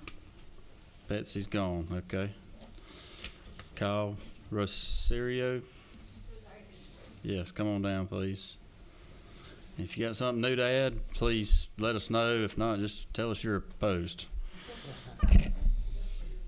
We got a lot of folks here left, so. Okay. All right. Thank you, Mr. Chairman. My name is Kyle Gomez Lineweber. I'm the Director of Policy and Advocacy with the Galileo Impact Fund. I'm not going to belabor some of the points that have been made repeatedly, but I do want to speak to how we feel HB 397 would impact disproportionately our Latino community. There are nearly 500,000 Latino registered voters in the state of Georgia, and that's a population that has grown by 30% between 2020 and 2024. First, Saturday voting is essential for Latino and working class voters who cannot afford to take time off during the week, especially for those of us without easy access to transportation, which is an especially important point since Latinos are twice as likely as white non-Hispanics to lack access to a car. Many of our voters rely on weekend voting to cast their ballots. Allowing municipalities to opt out of Saturday early voting means that Latino voters in some areas may lose one of their best opportunities to vote in the elections with the most potential to impact their daily lives. We feel that your zip code should not determine your access to the ballot box. And my second and final point is that this bill makes it harder for voters to return their mail ballots by limiting the time ballots can be hand-delivered. Under this legislation, voters can no longer return their ballots after early voting ends, except on Election Day or the Monday before. When compounded with the increasingly limited availability of drop boxes, Latino voters who oftentimes work long hours and, as I mentioned, have limited access to transportation may find themselves with no sure way to submit their ballots. I urge this committee to instead work towards bipartisan solutions that strengthen voter participation and election integrity. Thank you. Thank you. Thank you, Chairman and members of the committee. My name is Rosario Palacios. I'm the Executive Director of Common Cause Georgia. And I'll be quick as well. There's dozens of changes in the elections code on this bill. Two things that I want to point out. Section 4, where we're discussing or implying that the staff members of the Department of Driver Services are going to do inquiries into people's citizenship. I know how complicated the DDS forms already are, and how often Puerto Ricans and other folks, even coming from New Mexico, are sometimes denied driver's licenses because there's a misunderstanding that these folks don't have access to citizenship. I say this also as a naturalized citizen who sent in my naturalization certificate when I registered in 2016 or 2017, which ironically, then I received notice that I needed to prove I was a citizenship once more in a local election that I was a candidate in. And so I had to fight to be able to vote in my own election. Going into the last section 8 about stricter surveillance requirements, we are concerned that there might become political pressure for Board of Election members to live stream these absentee ballot drop-offs, which could then be weaponized as a tool and surveillance our citizens when they least need it, and something that should be private and accessible to all. I won't go into other details further. I know there's many folks here to speak, but I just ask that you oppose. Thank you. Susan, I'm not even going to try your last name, Susan, sorry. And Rachel Lastinger, please come on down. Please be brief, and if you got something new to tell us, yes, that would be great. If not, just tell us that you're opposed. My name is Susan. I'm a Cobb County poll manager. I worked for the absentee ballot hand-in pilot program in Cobb County, and then helped with the 7-site rollout. If I were in your shoes, thinking about whether to have these pop-up sites be allowed or not, I would want to know the answers to 2 questions. Number 1, what did voters think of this service? We asked them. I have the data. Number 2, what did GOP observers, sometimes in groups of as many as 4, say to the workers about what they observed? I have handouts on both things. Quick highlights. 82% of voters said, yes, this was helpful. 82% said, I want this option for voting in the future. 80% said this should be expanded. They praised the staff's friendliness, helpfulness, training, and knowledge. Highlights from the GOP observers. One worker wrote in to us, the poll observers were clearly skeptical of the program at the beginning of the day. By the end of the day, they were very impressed and complimented us on the way we work to ensure accuracy and verification. Another worker said, several observers arrived with a skeptical tone. They left at the end of the day appearing content with the professionalism and nonpartisan execution of this process. So I would encourage you to consider that, and I have handouts for you. Right. Finally, I just wanted to say, the comment was made by one of the representatives. Pop-up sites are a bad idea because workers need to be focused getting ready for Tuesday elections. These are entirely different teams. One does not affect the other, except that the people who are working at these pop-up sites lighten the load in the main office. That increases accuracy because it decreases fatigue. So it's a win for voters, and it's a win for both parties. All right, thank you. Happy to leave you handouts. All right, Rachel. Yes, thank you. Rachel Lastinger, ACLU Georgia Voter Access Project. I just want to highlight something. I know a lot of people have talked about ERIC in Section 5, but I just want to highlight that ERIC currently was created and is controlled by state election officials, as we know. And it utilizes only government databases. So ERIC is an efficient way to protect voter privacy and list maintenance. Alternative third-party options do pose high privacy concerns around voters' personal identifiable information. Really, no one is voting who shouldn't be voting. In reality, as this committee knows, countless studies have shown that voting by ineligible voters is minuscule. These list maintenance systems are just not needed, but certainly there is no need to change from the current one we have. And then, as this wonderful poll manager pointed out, we're looking at in Section 8 banning election offices from accepting absentee ballots the weekend before Election Day. This is really crucial for voter access, and it's a crucial point for them. Postal delays are very normal. We've also seen administrative delays because election offices are busy with voter challenges and other issues, so they're delayed in mailing out absentee ballots, making it crucial for voters to have this extra access point. Many voters have relied on this in recent elections, and even in smaller counties like Walton County, they accepted hand-delivered absentee ballots the Sunday before this past election. I'm sure we can all agree that even if just 20 voters show up that weekend, that it matters for those 20 voters, and their vote matters. So this section would disproportionately impact rural voters, elderly voters, disabled individuals, and those without reliable access to mail or transportation. So voting should be easy for every citizen. We urge you not to pass anything that creates barriers for eligible voters. All right, thank you. Tom Hahn, Amy Leventhal. Please be brief. Tell us something new, or just tell me you're opposed. Hello, my name is Tom Fan. I'm a senior policy associate with Asian Americans Advancing Justice Atlanta. We're a nonprofit that advocates for the civil rights and protections of Asian Americans and immigrants in Georgia. We opposed HB 397 for multiple reasons, but I'll focus on my comments on Section 4. Section 4 lines 147 to 153 details additional procedures at the Department of Driver Services questioning potential voters and their citizenship status. This section is unnecessary.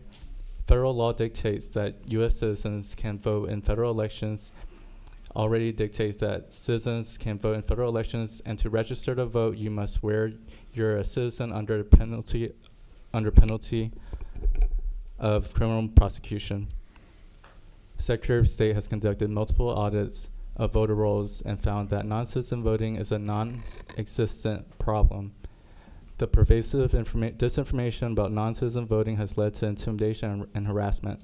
On the first day of early voting last year, one of our staff members assisting a voter in a language other than English was harassed by an individual at the polls, called names, and told that they should be, quote, shipped off to another country. The specter of non-citizen voting has become a tool to discredit elections, and I fear also it will lead to steps that will disenfranchise U.S. citizen voters. Last year, the state elections board passed policies to post signs warning non-citizens that it is illegal to vote. Now these proposed questions at DDS. What we are concerned about and what we have seen over and over again is the continuous attempt to stop non-citizens from voting, which again is a non-existent problem, means requiring more documentation, more forms, and more restrictions on voters. To continue entertaining these xenophobic myths will lead to policies that will be so burdensome as to disenfranchise U.S. citizen voters. Thank you. Amy, please, brief. Yes, my name is Amy Leventhal, and I'm a Georgia voter. I think this is a voter, HB 397 is a voter suppression bill. And I'm going to quote from a speech by the most honorable and beloved Frederick Douglass called Lessons of the Hour. that he made in Washington, D.C. on January 9th, 1894, I have changed some of the nouns because we have a different society. Those who are already educated and are vested with political power and have thereby an advantage will have a strong motive for refusing to divide that advantage with others. And least of all, will they divide it with trans, Latinx, Black, Asian, women, LGBTQIA, incarcerated individuals, disabled and elderly to whom they would deny all right to participate in government. I therefore cannot allow these white men in their proposition to limit suffrage to the educated you need to alone. speak to the bill, or I am. I would not make suffrage more exclusive, but more inclusive.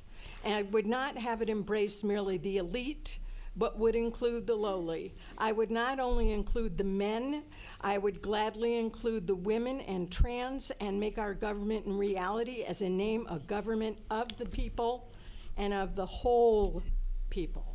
all right, thank you. Please speak to the bill if you're going to oppose it. Anya Dennis and Shannon Ferguson. Are y'all here? Mr. Chairman, we just wanted to comment on the administrative burden, and we just echo all the comments from earlier Okay. on Gabrielle. Okay, thank you. Were you Shannon or Anya? Shannon. George first. Okay, thank you. I can't read the next one. Simmons. Peter Simmons. Carter Bromley. Peter, you going? Carter's gone, but Mr. Chair, I believe you skipped my name. I believe you skipped mine as well. It was after Rosario. My name is Nico. Okay, well, come on up here then. Nico and Peter. Hurry up, please. Good afternoon, Chairman, members of the committee. My name is Nico Parra, and I serve as a poll manager for Gwinnett County. As a bilingual Spanish speaker, I also have helped translate and interpret in countless voter registration drives and poll worker recruitment events all throughout Gwinnett County. Since 2016, Gwinnett County has created Spanish-translated sample ballots, absentee applications, and voter registration forms to assist their employees with a large number of Spanish-speaking residents. Whether it be at a DDS, town hall, or community event, staff is also trained to explain the process of voting and then go over the requirements to register to vote. On the application itself, applicants must check off the box that asks if the applicant is a U.S. citizen. So that is why I believe that on page 6, section 4, lines 145 to 149, those are redundant and unnecessary. If the argument for these lines is that it will discourage non-citizens from voting, the Secretary of State's office already stated last year that out of 8.2 million registered voters in Georgia, only 20 were non-citizens, and 0 non-citizens voted in the 2024 presidential elections. So in conclusion, if these specific bills are passed through this bill, this could create a necessary burden for non-English speaking residents that already face language barriers and may feel discouraged from a registrar asking them to redundantly confirm their citizenship status, even though they already confirmed that on the application itself. Thank you. Thank you. Peter? Mr. Chairman, I'm Peter Simmons from Protect Democracy. I'm here to raise 2 important points about the Section 6 of this bill. First, these changes in this bill risk non-compliance with federal certification law. Recently, the ECRA has given states 36 days between the date of the election and the date of certification to adjudicate their elections.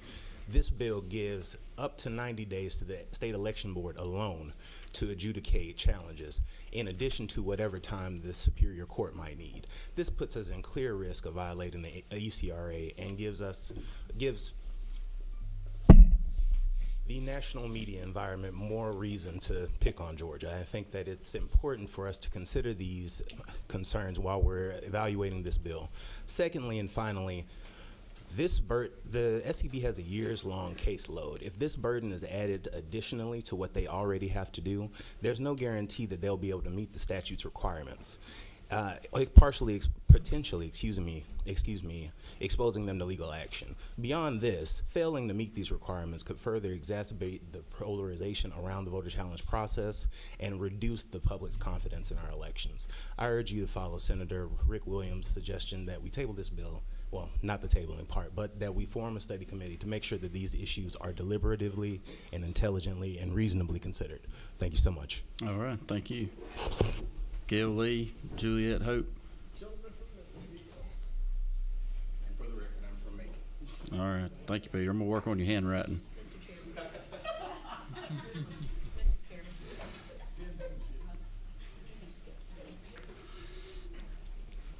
come back. Please tell us who you are. Please be brief. My name is Gail Lee, and I represent myself. I had said I was against the bill before when I was looking at a previous version. Currently, I am for it.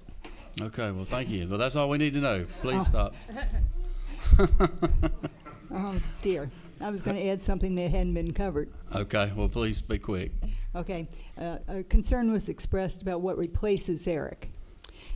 Currently, the Secretary of State utilizes the state-to-state program of the American Association of Motor Vehicle Administrators to find people who have moved to 40 states, whereas ERIC only has information on 23. And for the other issues like duplications, deceased, and valid addresses, the Secretary's staff could run the reports themselves using the same sources that ERIC does. Or, my favorite is the state auditor could be assigned to audit the state's voter roll in the first few months of every year. That's all. Thank you. All right. Thank you.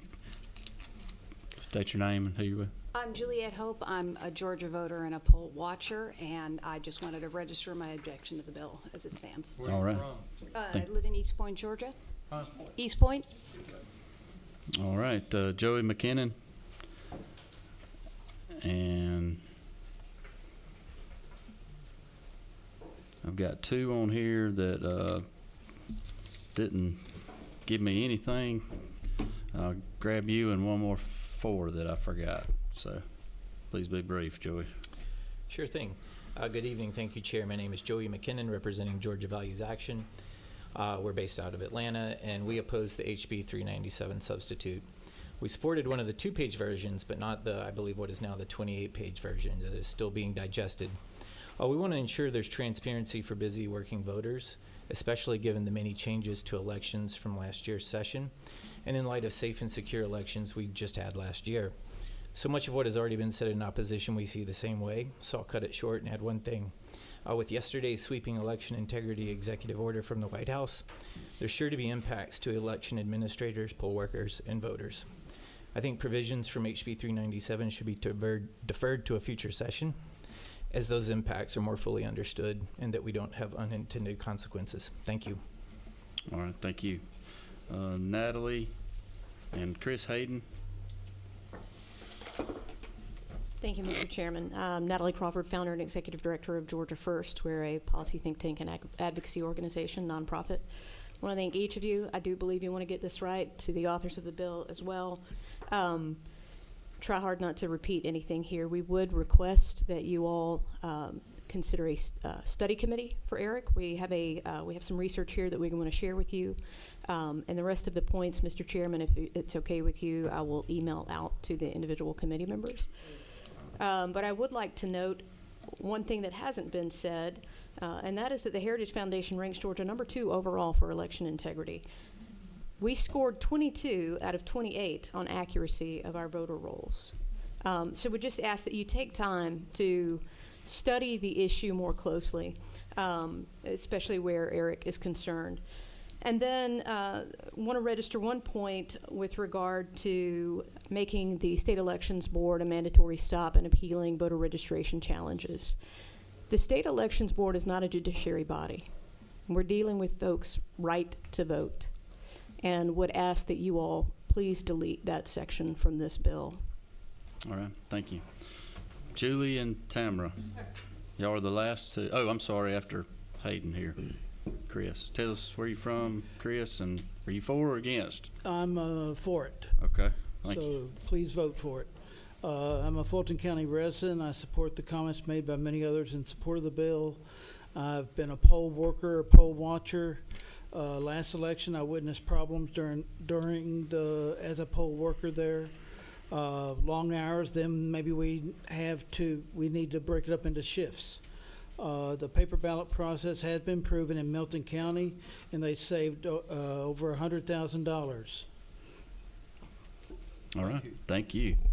Julie, Tamara, please be brief.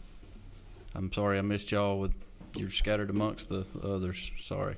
It's all right. Go ahead. So my name is Julie Adams, and I'm going to keep in the same vein as when I spoke last night, is just to talk about some of the things in the bill, but some of the things that were misrepresented, or you might want to look at a different way. The first thing is on getting rid of Eric. Don't know if you guys noticed this little detail. The article in the newspaper, which the gentleman referenced, said that Eric found half of the 44,500 people to take off the voter rolls. What about the other 220,000? I mean, we're paying them $100,000 a year. How did that slip through the cracks? The other thing that I want to say is that I am here on behalf of myself, but I am a member of the Fulton Board of Registrations and Elections, and we had one challenge that came in. So it's a challenge of ineligible voters. It was 1,800 ineligible voters, and management in the department said that we would not take off anyone that Eric didn't recommend for us to take off, but they were ineligible voters. One last quick thing that I want to say is everybody from the Secretary of State to many people that are opposing any election laws, but clearly this one, have gotten up here and said is that 2024 was a perfect election. I am a board member in the largest county in Georgia. I have no idea how the election went in 2024 because I still don't have a numbered voters list or the votes cast record. Both of those lists would be by precinct and by vote method. So I have no idea. So I kind of object to everybody talking about how perfect it was. All right. And that's it. Thank Thanks. you. Tamara, I got please. one comment to her. Okay, go ahead. Are you saying we need to investigate Fulton County for not giving you that information? Absolutely. Thank you. All right. Tamara, please be brief. Okay, I will. I'm Here. Tamara Favorito with Voter GA, and I support this bill in its entirety, and I believe that most of our 20,000 supporters and followers would support it as well. I just want to correct one comment that was just made. The Heritage Foundation rates Georgia high because of its election laws, not because of its operations or procedures. And then I want to just speak briefly to Eric.